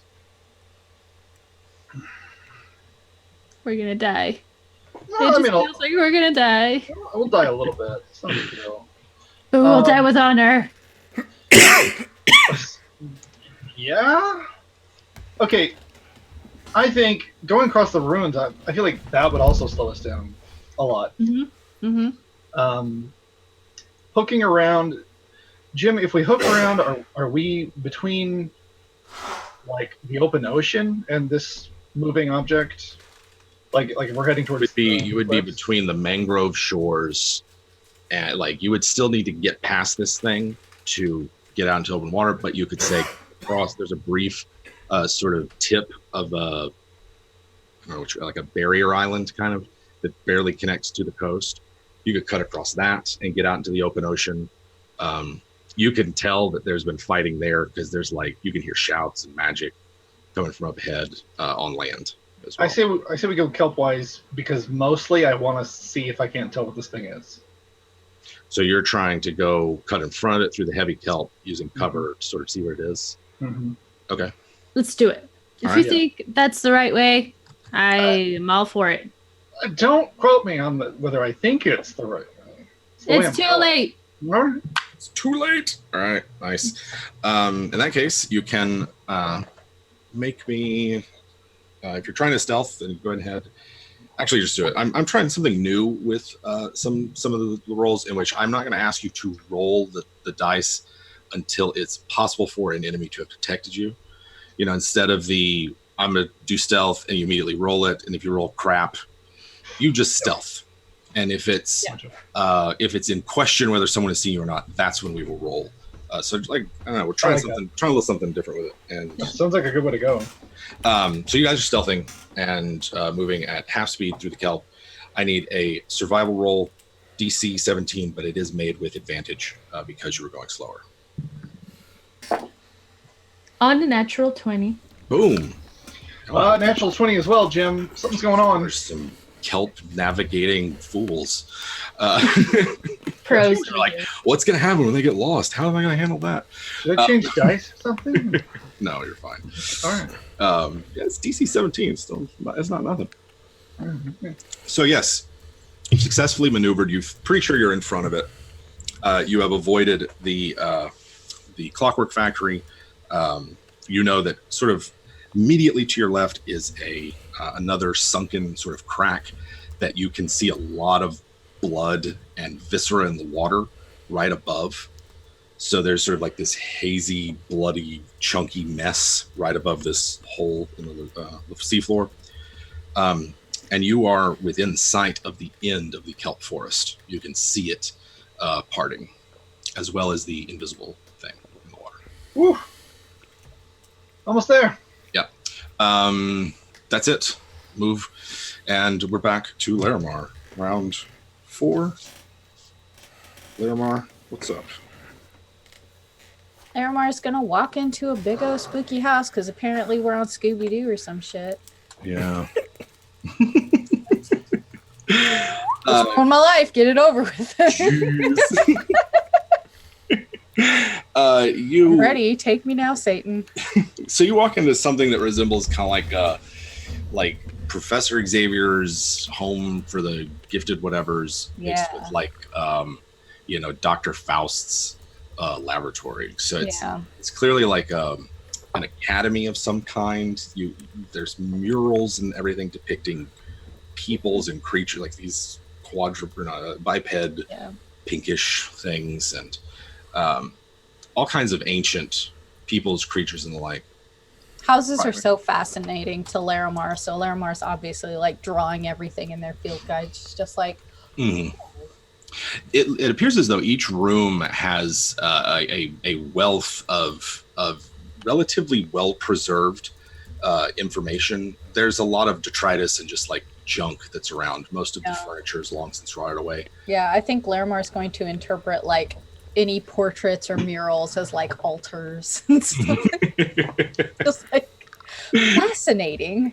Yeah, this might, I don't know, is this maybe the first time they've seen a painting Yeah, I don't think Larimar's seen very many like paintings. Like they don't come up out of water very often, which is why they didn't know what ships were. Or like, oh, on top of the water. Why would you do that when you could just go under the water? But yeah, it's just like, oh, this is dry. There is a series of rooms, right? It was sort of a large foyer with a sort of collapsed dome, sort of hole in the top that rain is coming in from. And you can see that there's one wing, we'll call it the north wing, that points towards the lagoon that you could go to, or the south wing that would go further towards the sea. And it appears as though, number one, the slime trail goes towards the north. And it looks as though the one towards the south might have a library or something, because you can see great stacks and shelves. Library? What? What? Be a library? Maybe the baddie left a journal. Oh, snap. It's like, don't even play. It's just it's just a journal, like explaining their backstory and their motivation. They're angsty. It's just left out on the desk. Right. Like, convinced Larimar to come to my evil mother. Sure hope they don't know anything about my nefarious, and then it's just like an ink blot off to the side from where they got up and like opened the door.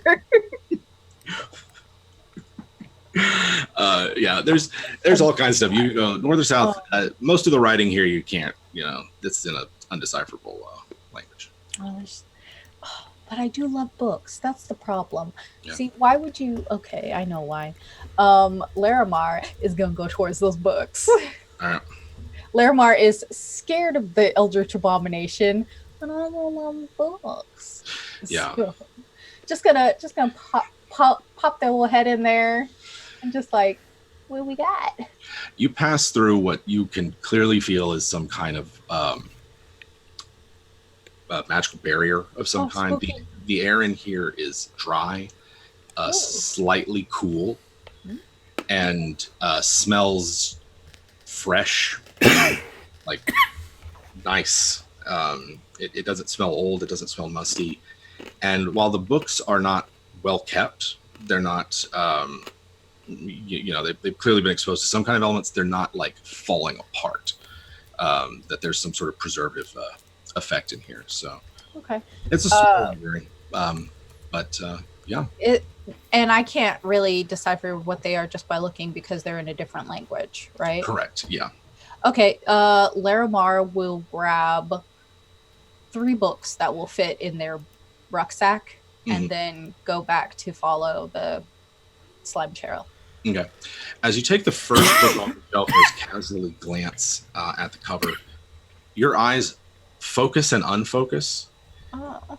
And you, let's see if I'll try to describe. I've been going to describe this one. Oh no. There's you're aware of a presence that's different from your traveling companion so far. Very old, cold, and hollow feeling. And you can tell that you're being offered something. And if you accept, it would be an asset, but not without a cost.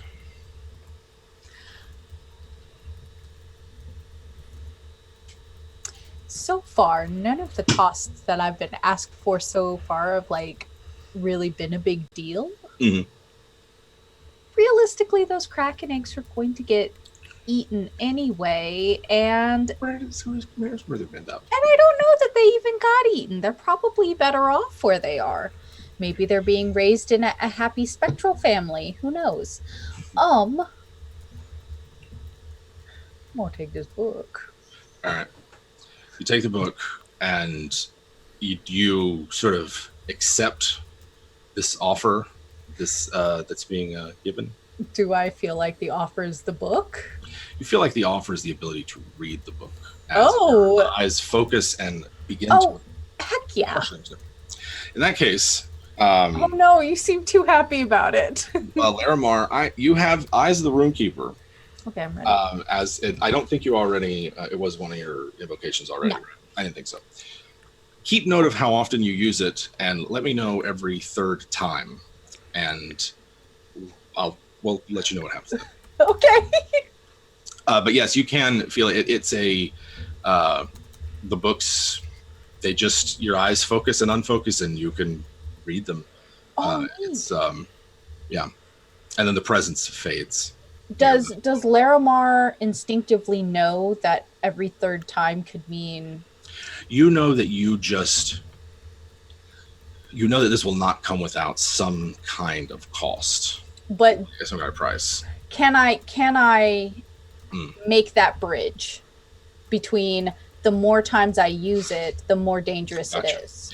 Yeah, you have that sense. Okay. You just sort of it's sort of like I was about to be like, look.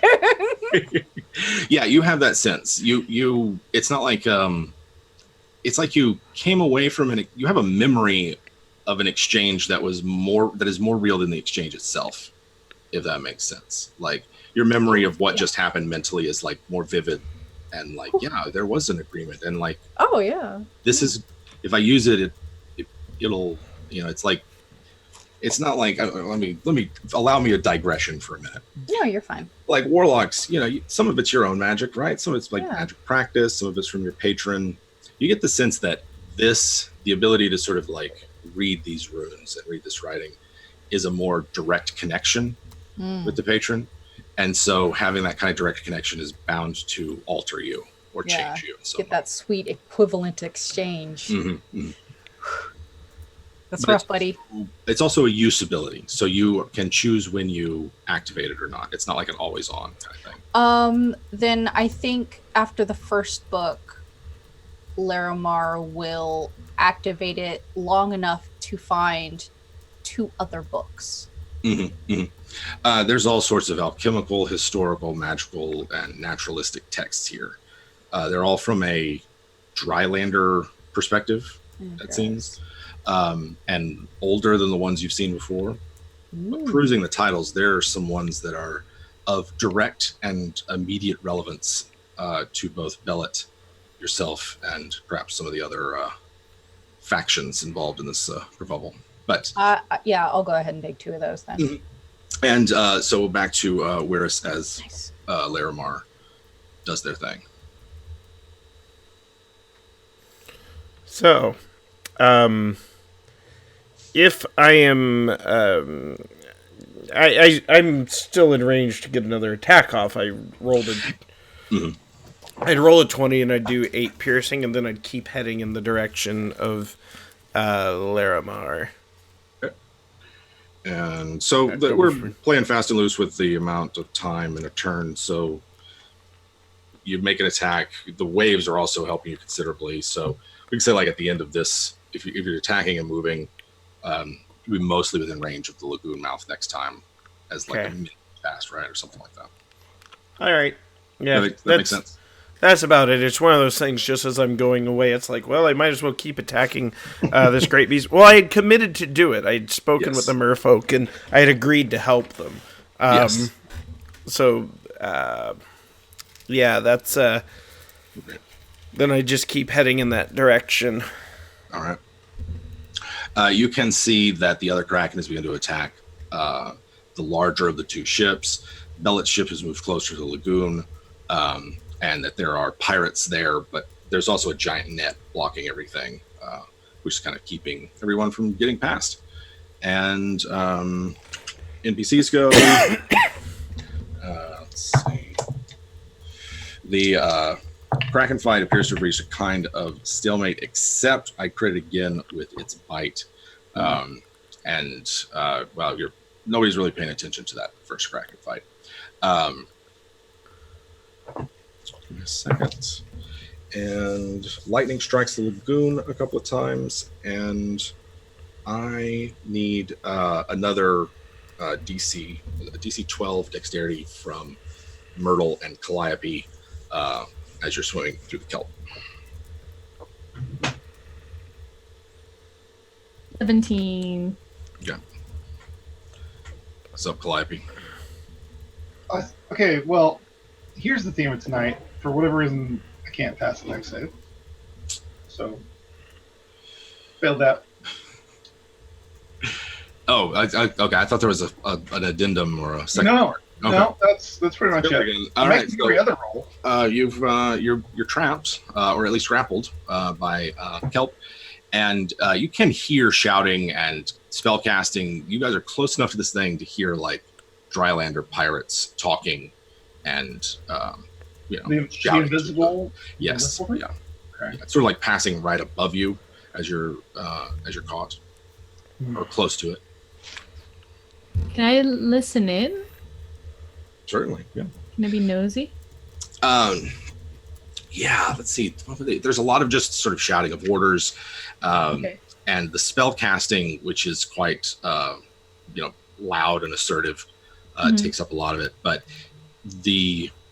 I guess the gist of it is that they are waiting to attack Bellet and to pounce on her as she gets closer, and are otherwise holding their fire and their presence until then. I relay this info.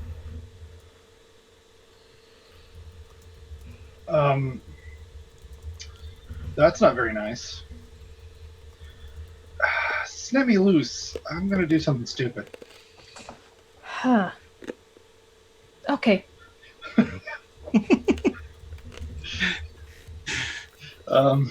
As long as you've had dinner and you've been hydrated, you can do whatever you want. Yeah, I'm fully hydrated. I'm underwater. I am, I'm gonna cast Chaos Bolt at the bottom of the boat. I mean, it's like I can't see it, but it's right frickin' there. So we'll see what happens, I guess. Yeah, it's sort of you don't. I'm not going to give you disadvantage to hit it because it's big and you're close. But you can't. You can. Yeah, go ahead and make your attack. Yeah. A lot of things could happen. At 19, so we good on that front. And then, pardon me while I look up the confusing but interesting damage. I believe it's a D8 or a D12. Mm-hmm. This is one of those handy Beyond things, yeah. Yes. D&D Beyond, our electronic compendium of choice. It certainly is, actually. Oh, weird. Okay, and I get to choose the damage from 2 different types. I'm choosing acid. Okay. 11 acid damage to the bottom of the hull. Okay. I'm not sure what that's going to do. It'll begin to eat away at the bottom of the hull. That's what I wanted to do. It's probably not enough to actually like bore a hole through it, but it will weaken it. And if you could keep attacking that spot, really, no, it could be a real problem in a few days. So does it do anything else? Just the acid damage, or does it? It doesn't No, I was jumps hoping on 12. No, it actually jumps when you've got double eights, like the eights. Gotcha. Okay. Ship has been damaged. How about Myrtle? Myrtle, do anything? Oh, and Calliope, are you doing anything about your grapple? Well, I'm gonna try to get loose. I don't know. Well, you've cast a spell, so you have to wait till next round to do that. But yes, otherwise. Did I do anything? I don't think so, right? Not yet. Then I would, if I knew you were stuck again, I'd go and help you again. Yeah. I feel like I would. Yeah, that seems right. I'm sorry. Oh, not again. Snip. So you guys, Myrtle and Calliope, this invisible ship passes over you as Calliope weakens the bottom of its hull, and Myrtle frees Calliope. That makes it Larimar's turn again. It me, Larimar, your disaster child. I would like to continue being a disaster child, and now that I have selected my souvenirs, I guess I'll go chase after my friend to the north wing. All right, it's there's sort of a open room, like a room that's been open to the elements, more so in that north wing, almost like a solarium. They've lost all their windows, and this creature's sat down in the middle of the room and has arranged their tentacles in these sort of spiral patterns that bear a striking resemblance to runes of some kind. Okay. On the ceiling is a sort of further mural depicting some sort of catastrophe of some kind, the breaking up of an island, the flooding of said island. It appears as though this is the sort of the central feature of this room is this catastrophic sinking of this grand island. Oh. And it's so what is Larimar doing? Larimar draws the whole room, like all of it, and makes like a diagram of their little eldritch friend sitting in the middle with the rune tentacles. When they're done with that, they'll then approach and hello. The thing appears either to be asleep or maybe meditating, but I'm it's not gonna touch it. non-communicative. Hello. Anything else in the room, like on the floor of the room, or just the mural and the abomination? The longer you sort of look at it, the more it seems as though parts of the room return, almost like a daydream. And you see sort of the damage of the elements begin to fade. The windows return, and you get a glimpse of it in flashes of a more restored version. And this, the painting, the engravings, and everything, it's a much clearer picture. It tells the tale of the Isle of Light. Oh, nice. And its sort of status as a center of a great magical civilization of the elves. In this case, the sort of tall and fair-skinned sun elf or high elf type. The blonde-haired, glistening, silver-eyed elves. Okay. Galadriel types. They were masters of various forms of planar magic. They had established themselves across various realms and dimensions, and powerful sort of mages and summoners. And this was their capital, the center of their planar empire, almost. And they got into a series of conflicts with the 6 disciples of life, those archmages who gave rise to all the various merfolk and Pisanoids of the Bay of Iridescence. And it was that conflict that caused something from orbit to fall on the island and create this series of scattered, shattered lands, as well as a deep, deep pit in the middle of the bay that is the source of something.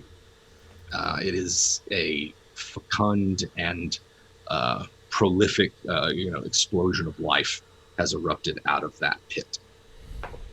Locals call it deep green.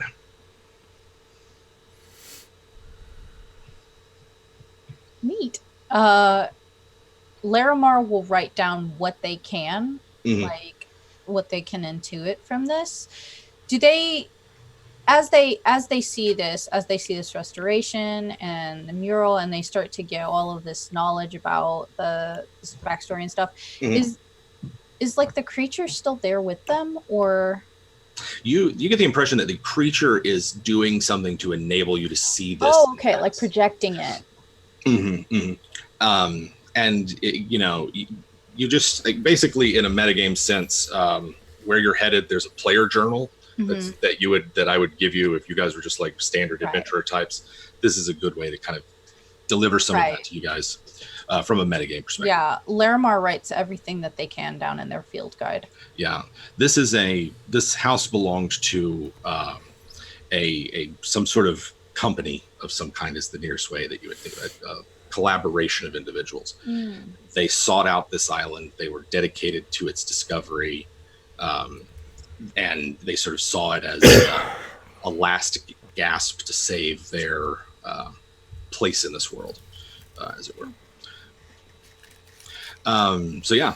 Yeah, that's what Larimar spends the whole time doing then, is learning about this and writing it down in their field guide. All right. Whereas you're coming up on the mouth of the lagoon. Yes, what do I see? You see the light galley of Bellis, the Empress of the Sea, Empress of the Waves, exchanging fire with a lantine-sailed, slightly larger galley that's just on the other side of the net. And there, like I said, it's alchemical, magical, and mechanical weapons that they're employing. And the planar merfolk on their seafoam galleon fighting the Kraken. And they seem to have it taken well in hand. There's a lot of like whipping water tentacles and crashing waves and things. They've got some elemental mages over there. So that's what you see. There is a great commotion at the net as all of the baby Krakens are attempting to get past it, and a big phalanx of merfolk, myrmidons are attempting to stop them. Okay, how close am I to that shenanigan? You can be within a move action of it. You can like just come right up on if you like. All right, let's go right up on and call. By the power of the land between two rivers, I am He-Man. I have the power, and just let's Larimar smite this thing just because I got a sword. I'm trying to impress them. Might as well. Who are you smiting this time? Kraken baby. All right. My children. I rolled a critical hit. Nice. Poor Kraken baby. Please do cleave damage on this. Oh, nice. So, and so that's. They are a swarm, right? They are a. You're gonna. Yeah. So let's see. So I get to double my smite. That was my final spell slot. Double my long sword and then add my modifier. 36 points. This is.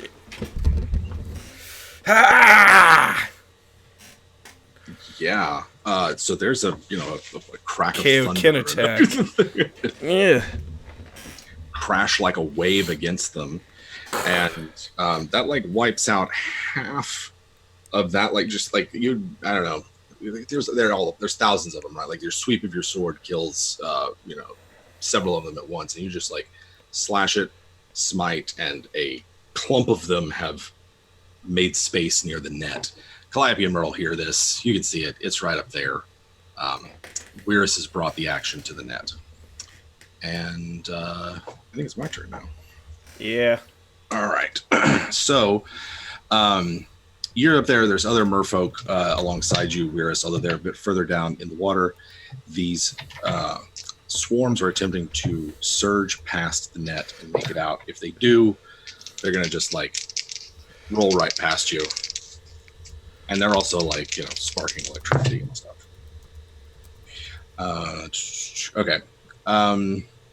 One of them nearby is breaking through the net, sort of like swimming over using the waves to get past it. I need Wyrus to make me a DC 10 dexterity check. I'm bad at these. And I don't even have penalties. I'm just bad at them. And we'll go with the others while you're doing that. Another nat 20. Ta-da. I'm using roll 20 for this. Yeah. Oh, that's better than. And it was 21. It's like, yeah. All right. So you only. All right. You take. You're not slowed by the electrical burst, but you take 1 electricity damage as they sort of like just shock your teeth as I enjoy it. Swim by you. They're alive. And that's it for the net. Krakens have gone, and so far, pirates are there, and they are also attacking the Tritons. because the trains are attacking the Kraken. So yeah, there's a bunch of javelins and ballista bolts and low-key magic that's sort of flying around here at the lagoon edge. None of them hit Weirus, but they are landing around and nearby. At that point, it is Myrtle and Calliope's turn. We're top of round 6. Did they react in any way? Not to their ship, because you were attacking the bottom of it, right? Mm-hmm. Yeah, they don't seem to have noticed that y'all did anything to their ship. I was kind of hoping for force damage, but what are you gonna do? Yeah. And it's still invisible, so it's not like I can hit the same spot again. Right? Not without feeling where you hit it and just point blank blasting it. No. Okay. Damn. Okay. Let's head towards the sound of people. Okay. Battle. Yeah, there's a battle at the net, and like I said, it's not that far away. If you wanted, you could dash and be right up there. However, y'all are on the Kraken spawn side of the net, and so there's like a big push of them trying to get through, and you can see the lightning dance across the water, and they're starting to break through in 2 places. The nets are not completely able to hold them, and the sea is now coming out, assisting them in getting out to open sea. I'm going to try to put I'm going to try to move forward and then put one of my air bursts, my cantrip spell, kind of like near where that opening is within the group of them. Okay. So it'll be con save 13. I mean it's a 5 foot it's a 5 foot cube. So it's gonna get especially do you have to do it in air, or is that just the name of the spell? I don't think so. Like, I mean, I wrote it. I don't think so either. Yeah. I don't recall. Okay. No. I was gonna say, if you could do it in the middle of them, and you'd get a lot of them. Right. Yeah. There's a big mass of them. Yeah. Roll well. I got 2. I hit them. Right. So it hits them. There's they're disrupted a bit. They take damage. And I got to turn on my AC, guys, because the heat, humidity. Oh yeah, seriously. Apologies for It's okay. Can't stand the heat. Get out of the ocean, Jim. I would love to. Who knew Vermont was more humid than Texas? I didn't certainly. Yeah. All right. I will say this: it is a DC 25 to jump out of the water and over these things using an acrobatics check. If you'd like to do that, you can attempt to swim through them, but you would take damage from being electricity, risk being slowed by them as your nervous system is assaulted, and may get caught in the net. But maybe you want to be badass and try it anyway. Or you could try to go along the bottom and see if there's any gaps there, that kind of thing. I think Myrtle's gonna go Or land. the bottom. Okay. Yeah. Yeah. Because a 25 is a little. Yeah. I don't think it. She's not prepared. Yeah. I actually couldn't even make 25, at least not without a. Yeah. It's. Yeah. I mean, there's a lot. There's a lot of reasons why. It's supposed to work. Awesome. Sure. Yeah. It's supposed to Okay. work. So you go down. Y'all are going down. It's not that far. At this point of the lagoon, the depth between surface and bottom is like 15 feet. It's really not that much. Mhm. And so you can attempt to find a way through. Give me an idea. What are y'all doing? Are y'all going to muscle your way through? Going to go towards one of the sides? What's y'all's strategy? I think Myrtle is all about muscle. Okay. As much as, yeah, I mean, it's just how she is. Yes. Yeah. She's very strong. Yeah, exactly. Exactly. So Myrtle, maybe is in the lead, muscling through, and Calliope's taking it behind. Mhm. Okay. Yeah. All right. So in that case, to push through, the Kraken spawn down here are not nearly as numerous. They're more at the top. So it's possible to move through their space. It would take a DC 10 dexterity check to avoid their lightning, and a 12 strength to kind of push your way through them. That's two separate rolls? Two separate rolls. Well, dex from both of you, strength check from Myrtle as well. Okay, so I got a 4 in the shocky part of the roll. But did you say this was an acrobatics check? It's a dex save. Dex. And I got an... You said strength, right? Yes. 18 for strength. Okay. So you've managed to push your way through. Yes. Oh, it's like I don't... Like I said, I can't make a dex save, so... Okay, so then you both are shocked. So for the next... Until the end of your next turn, you're slowed, which means you take either a bonus or a regular action, no dash, and I forget what the other one is. I'll let you know in a minute. Half speed, I think. Yeah, something like that. And then you also take 3 lightning damage. Ow. As just like a minor shock. But your nerves don't quite work right for a minute, a second or two afterwards. But you've found a gap and are making your way through it. Make my way downtown. All right. Cool. And Larimar. Yes, Jim. You could. There's other wings and places you've seen staircases leading down. It seems as though every wall around here has something on The it. thing is that like I was told that they would reveal my patrons' big secrets, and I mean it's a lovely light show, but it doesn't answer a lot of questions. So I think Larimar at this point, with their curiosity mostly satisfied, thinks for a second it's like, oh, I said that I'd get back on that ship. And starts to make their way out of the manor. Okay. Very good. Yeah, it's easy enough to find your way out, and it's like 10 feet from the steps to a cliff. You can see. I know you said there were other rooms. Are there other rooms on the way from the north wing to the door? Mm-hmm. Yep. Anything that's interesting just out of the corner of my eye? Oh yeah, like you catch a glimpse of a stairwell leading down, and you're pretty sure you see what you take to be a spell written in engraved like on the wall kind of thing.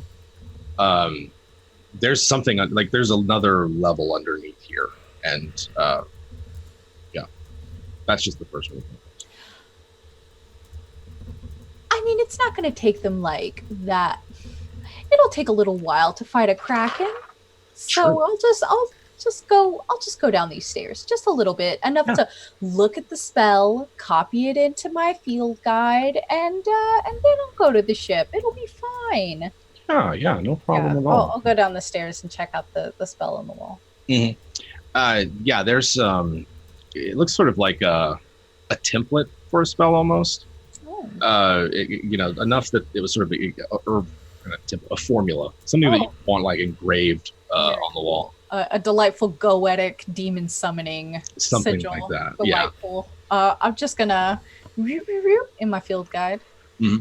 Out of the corner of your eye, you catch a mound of what looks like maybe bright orange sap or like sludge. Maybe it's transparent and sort of like posted up in a corner, like piled, right? Like just somebody shoved it all in a corner and forgot about it, and now it's oozed back out. Larimar slips on some little gloves, some little gardening gloves. They've got coral on them. It's very adorable. And gets like a little test tube, a little swab, and goes ready for samples. All right, and let's see. So you get closer to it, you can see through it. It's transparent or translucent rather, and there's stuff in it, but not discernible what it would be, and it looks inorganic, with maybe rocks, debris. It's I don't know about about the size of a beanbag chair, and bright, like fudgesicle orange. Creamsicle orange? Yeah, sorry, creamsicle orange. When I say fudgesicle. Yeah, I was like, I'm like, It's fine. You know what kind of fudgesicle do you know there? I was like, I mean, I know that I get like the garbage ice cream around here, but things are really different in the north. Yeah. Dreamsicle. I 100% want to ruin my life and poke it with my little swab. All right. Oh, I hate this. It's dense and sticky. Ooh. You know, like it's like you ever watch one of those candy making No, stop. videos, and it's like they take the candy right out after it's gooey and drippy and clearly moldable, but also dense, tough. It's like that. It like comes away in a big string. Cat hair is gonna get all. Oh no! I am covered in cat hair. Yeah.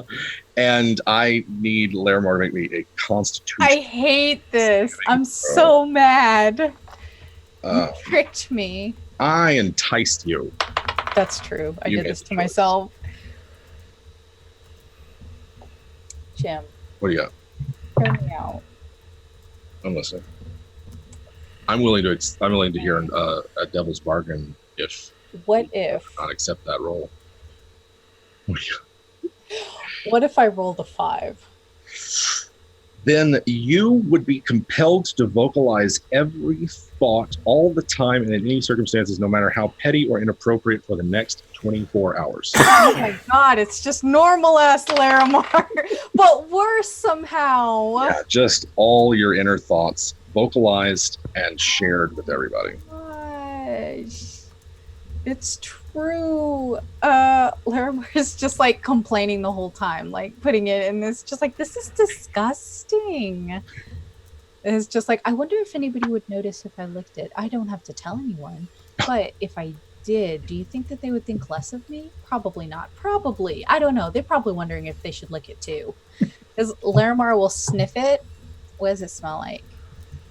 It smells sweet, like Kool-Aid, Oh, what kind of Kool-Aid? passion fruit, like tropical. You know, That's the one of the blue good. packet. Oh no, is that like tropical fruit punch though? Nah, the good kind. Don't say it like that. Larimar definitely licks it. All right. Just a little, tip of the tongue. All right. So, okay, so it's not enough to trigger like a violent reaction, but What the fuck? it's sweet. It's like sugary and sweet. And, In my defense, I did not think my actions would have consequences. why would you? Like, come on.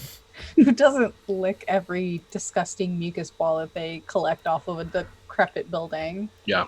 Uh, So there doesn't appear to be much else. You could, this is like it looks like a lecture hall. Also, hush, Josh. Only God can judge me. All right, we're the Kraken Spawn are trying to get out. There's a desperate struggle. You can see that Calliope and Myrtle are trying to make their way through the net down at the bottom, about 15 feet below you. It's your turn.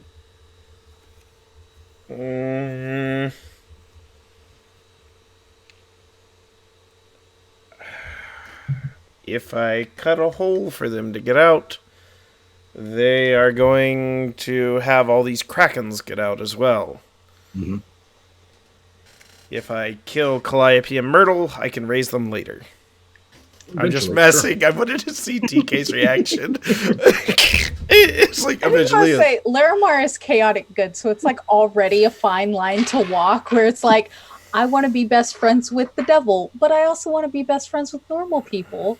And so, like, hearing you as a I dog, have cure like, if I kill him, I wounds. can bring him back. I'm just like, Lay on hands. It's just like, got them. They're back to one. I They were didn't just say knocked unconscious. You already usually on hands. Oh, Yeah. But I still have cure wounds as well. Oh, With that said, though, there's thousands and thousands of these things. So I'll paint this. I'll set the scene real quick. Wyrus is on the side of a large, dimensional phalanx of swirling merfolk myrmidons, tridents, shields, and shell armor, and all pennants fluttering in the current. They are standing behind a great big net, barricades. There's like they're like ships trawling, trying to pick up kraken, that kind of thing, buoys, the like, whole big arrangement. And you are on that side of it. On the other side are thousands and thousands of the kraken spawn who are trickling through, crashing over in waves, but are still in mass kept on that side. So this is what Wyrus has to do. Old Wyrus has to cut a hole for his friends, to get his friends out, because this is what's going to prevent me from inheriting Willy Wonka's factory. This is where I have to give back the gobstopper. This is glass elevator territory. I'm cutting to get my friends out. I rolled a 17 to cut the net, and I rolled a 6 for damage. The net begins to split. And I put my body in the way of the hole after they can get out. I mean, you didn't have to. Hey, you can cut a hole in it. It creates a. How do you two end up in there, anyways? What? You got lost. It's fine. I think Calliope may or may not have just kept going deeper and deeper into the swamp. Heart of Darkness style. I don't blame her. So let's see here. Wyrus has made the opening bigger for you, so you will not have to make a strength check to muscle your way through. However, there are some that are trying to get through. I need Wyrus to make me a DC 10 dexterity check as the swarms begin to try to break through the opening. I got 12. Nice. So you're not slowed, and it's like one electricity. And all right, here we go. My turn. The pirates, seeing that they could lend their aid, begin to try to like cut through the net. You can see pirates jumping in the water. They have now joined this fight. It's a big free-for-all. And those of you who are near that invisible ship see that it is trying to just force its way through and probably just snap the net. Whoever it runs over, consequences be damned. And so that's what's happening at the net. Kraken fights, nobody's paying attention to him. And Bellet's ship is very close nearby and ready to pick you up. You can hear them yelling, shouting at you, get on, get on. But the net begins to seriously strain. Everyone can see it grow taut as the invisible ship attempts to force its way through. You can hear shouting coming from it. The only thing you can't do is see it, right? And then the other one is attempting to do the same. And let's see. At that point, I need both Calliope and Myrtle to give me a perception test. Because... Disadvantage, right? Correct. Yes, correct. This would be a site-based perception test. I got an 8. Okay. I got a 7. Nice. So you're both surprised by a trio of mutant sharks. They have, in this case, they don't have a shell, a shell or anything. They have more what look like lionfish spines. They are medium, so they're not like giant jaws type sharks, right? But there are 3 of them that come out and attack pretty much anyone in the water who is not a kraken. And that would be both Myrtle, who I hit with an 18. Does 18 hit? Yeah. And Calliope does a 19 hit Calliope's AC. All right. So it's 2 piercing for Myrtle and 5 for Calliope as they snap, swim off without provoking opportunity attacks and blood in the water. What are you doing? There's baby krakens here. You trying to eat them? What's wrong with you?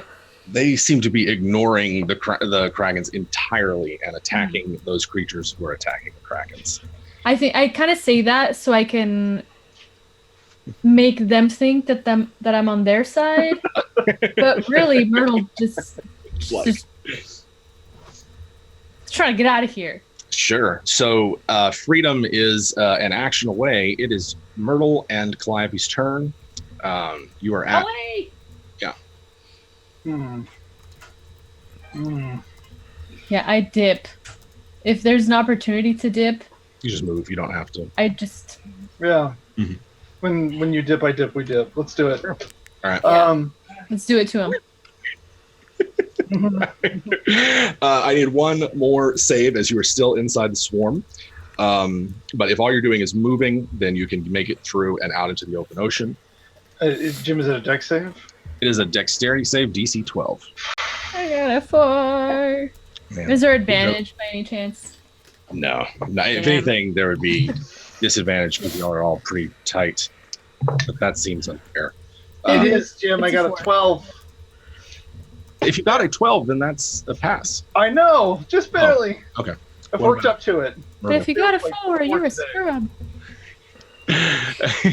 Well, also, Calliope's really hurting bad. She's Sure. probably actually bleeding. Yeah, it's 6 lightning if you failed, or if you failed, and 3 if you passed. Okay, now she's down to 1. So And you are out into the open ocean. At this point, given the time and where sort of everybody is, I'm fine calling it like Bellet's ship's right there. There's people on hand. Merryweather jumps in the water to help get you guys up. I'd like to figure out where's Larimar. What are they doing before we get out of here, and then give everybody one last round. Action. Yeah. I think that Larimar was getting that sample from the orange stuff, but is now creeped out enough by this house that they're hightailing it out of this manor. Mm-hmm. Perfect. And the sea is right there. It's you're not gonna take any damage jumping into it. Well, actually, that's not true. I'd need you to make a dexterity because it's waves crashing against the rock. But you're a creature. You're pretty good at swimming. If this is how Larimar dies, that's not First of fair. all, I wouldn't. as a person, I'm pretty good at walking, but that doesn't mean I'm gonna leap down onto like a concrete sidewalk. I mean, you don't look outside like, gosh, that looks like tornado winds. I could walk in that. You don't. But I'm But from the south, Jim. But I did once. I have a 0 on my dexterity saving throw. I hate this. Straight roll. I'm so scared. Hey, there's other. You could go back through the tunnels to get to there. No, I There's got so an much 18. So Swan dive, front flip. if I'd gotten anything less, I'd be like, jam turns, let's go through the tunnels. But I got an 18, so I'm feeling pretty good about that. Unless to pass, it's like a 22 or something. I'll be like, something like that. sorry. No, Rip. nah. Regretty spaghetti. The storm is localized pretty much over the lagoon. It's a small hurricane. And so Larimar jumps in. If Myrtle and Calliope and if all y'all are doing is getting out of there, getting back on the boat, then we can kind of fast forward it. Yeah. And as everybody climbs back on board the Empress of the Waves, you head back the way that you had come. The map indicates that you got to sort of backtrack a bit past Old Saltmarsh to get where you're going. I think that's maybe where we'll leave it as the Krakens and the Tritons, fight. Continue their feast, their attempt to break free, and Bellet leads the ship out of danger. Their prize having been won, and fun times. Any parting words or anything from your characters, real quick before we wrap up? The final things that they do. It's past my bedtime. Ouch. I'm tired of this. I'm sick of it. That's your side. Ouch. All right. That's all I can say. Yeah. Roughed up. 1 HP, man. All you need. 1 All you need. Yeah. Right. big oof. Yeah, I think Laramar's just like leaning over the ship railing like Titanic. It's just like, it's such an adventure. What a fascinating island. What a delightful time. You didn't take any damage. I did not. I only have 17 HP, so Oh, yeah. Let's see. I think like an 11 armor class. how's Weirus? Oh, Weirus is already calling out, we few, we happy few, we band of brothers, for he today that sheds his blood with me shall be my brother. You know what Weirus is up to. Oh my god. Nice. All right. And gentlemen in England now abed. There you go. Horatio Nelson over here. All right. That's great. All right. Like brain work for 5 more minutes. Thank you everybody for hanging out with us while we are playing here. I think we're perhaps off to a mysterious island and some jungle shenanigans, and who knows what's going on. There might be a sea voyage involved. I don't know. Spoilers. Crazy. Yeah, big spoiler. But we will be back next week with more of the Aquatic Adventures, and let's see how everybody's doing, what they're up to, and where we can find them. Josh, how's it going? It's going well, Jim. I'm Josh. I'm at Beard for Charity. No, number 4 Beard for Charity on Twitter, Instagram, and maybe some other places. Yeah. Yeah, that's pretty much me. That's all I am. That's all you got. That's all right. That's perfectly fine. It's all right. Okay. Don't even worry about it. Anna, how are you? I'm doing great. I'm glad we survived. And through all these shenanigans, Myrtle is for sure over it. Like, just her old lady crab legs hurt. Kind of like my cyborg legs hurt. Yeah. The struggle is real. But I'm glad we got through it. We're going to get back together. Hopefully, it's going to be a fun time. But meanwhile, like you guys can catch me online somewhere in places that exist, like Twitch as Cyborg Pizza or Twitter and Instagram as Annaby Photo. By TK's book. There you go. Yes. And TK. It's me. It's TK. I'm just sitting here updating the notes. Yay! It's a good time. I write those spooky stories. Go on my website. I don't update it. It's great. You can read the same 5 spooky stories. Whatever. I don't care. It's free. It's not perfect, but it is free. There you go. Follow me on Twitter. TK joins the fray.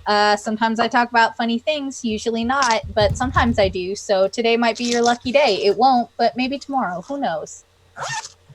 Tales from the Mist coming back tomorrow, so watch it on the Dungeons and Dragons Twitch channel. It'll be great. 6 p.m. Pacific time, 9 p.m. Eastern time.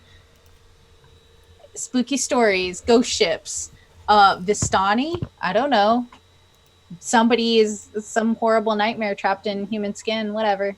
It's a good time. Oh, necromancers, crackaliches. That's it. Goodbye. That's perfect. What a way to spend a Friday. And Grant. Hi, everybody. My name's Grant Ellis. I have no voice because I went to Gen Con. I actually lost my voice about 2 hours into it.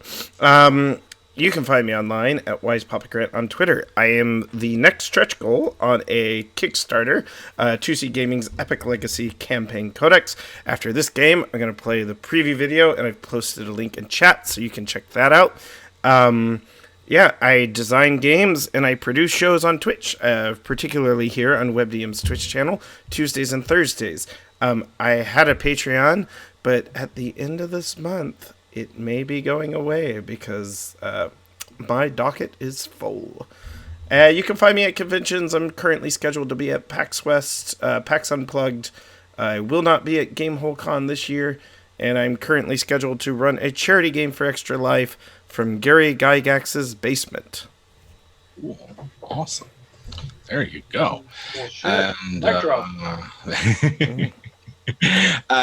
I am Jim Davis, one half of WebDM, where you can catch our YouTube videos on all kinds of D&D and role-playing game advice. This week we are chatting about magic food, edible magic, all kinds of weird monster eating and Just don't give them potions. Give them a meat potion. Eat the liver of an owlbear to get that potion of heroism or something. Anyway, go and check them out. Hopefully you find something that you like, that inspires you. And join us here next week, Tuesday, for a little Breath of the Fall, and then Wednesday here again. Thank you guys. Have a great weekend. Oh, we're Stretch Goal too, so go check out that. Behold the Epic Legacy Campaign Codex, the ultimate guide to epic adventuring for your 5th edition role-playing game. Journey to Nexus, the City of Legends, an interdimensional crossroads of cosmic proportions, bursting with campaign building tools for dungeon masters, staggeringly powerful options for players, and daring adventures around every corner. As the ultimate fantasy city, Nexus serves as a springboard to launch your greatest campaign yet, made all the greater by 2C Gaming's epic level system for 5th edition. Each richly detailed page is packed with new campaign options and tools, seamlessly integrated into the colorful peoples and places of Nexus. The more your players explore the city and its mysteries, the more they discover just how creative a DM you truly are. Mysterious new epic races, a powerful and balanced magic item crafting system, and a spell forge from which to weave new epic arcana are but a handful of the wonders found within. Unleash the unrivaled genius of the epic artificer, combining magic and technology into fearsome architect machines. Unearth the primal power of the elementalist and its epic prestige class, the Avatar, accompanied by a guide to craft your own epic prestige classes for your favorite homebrew. The Epic Legacy Campaign Codex is brother to the Epic Legacy Core Rulebook.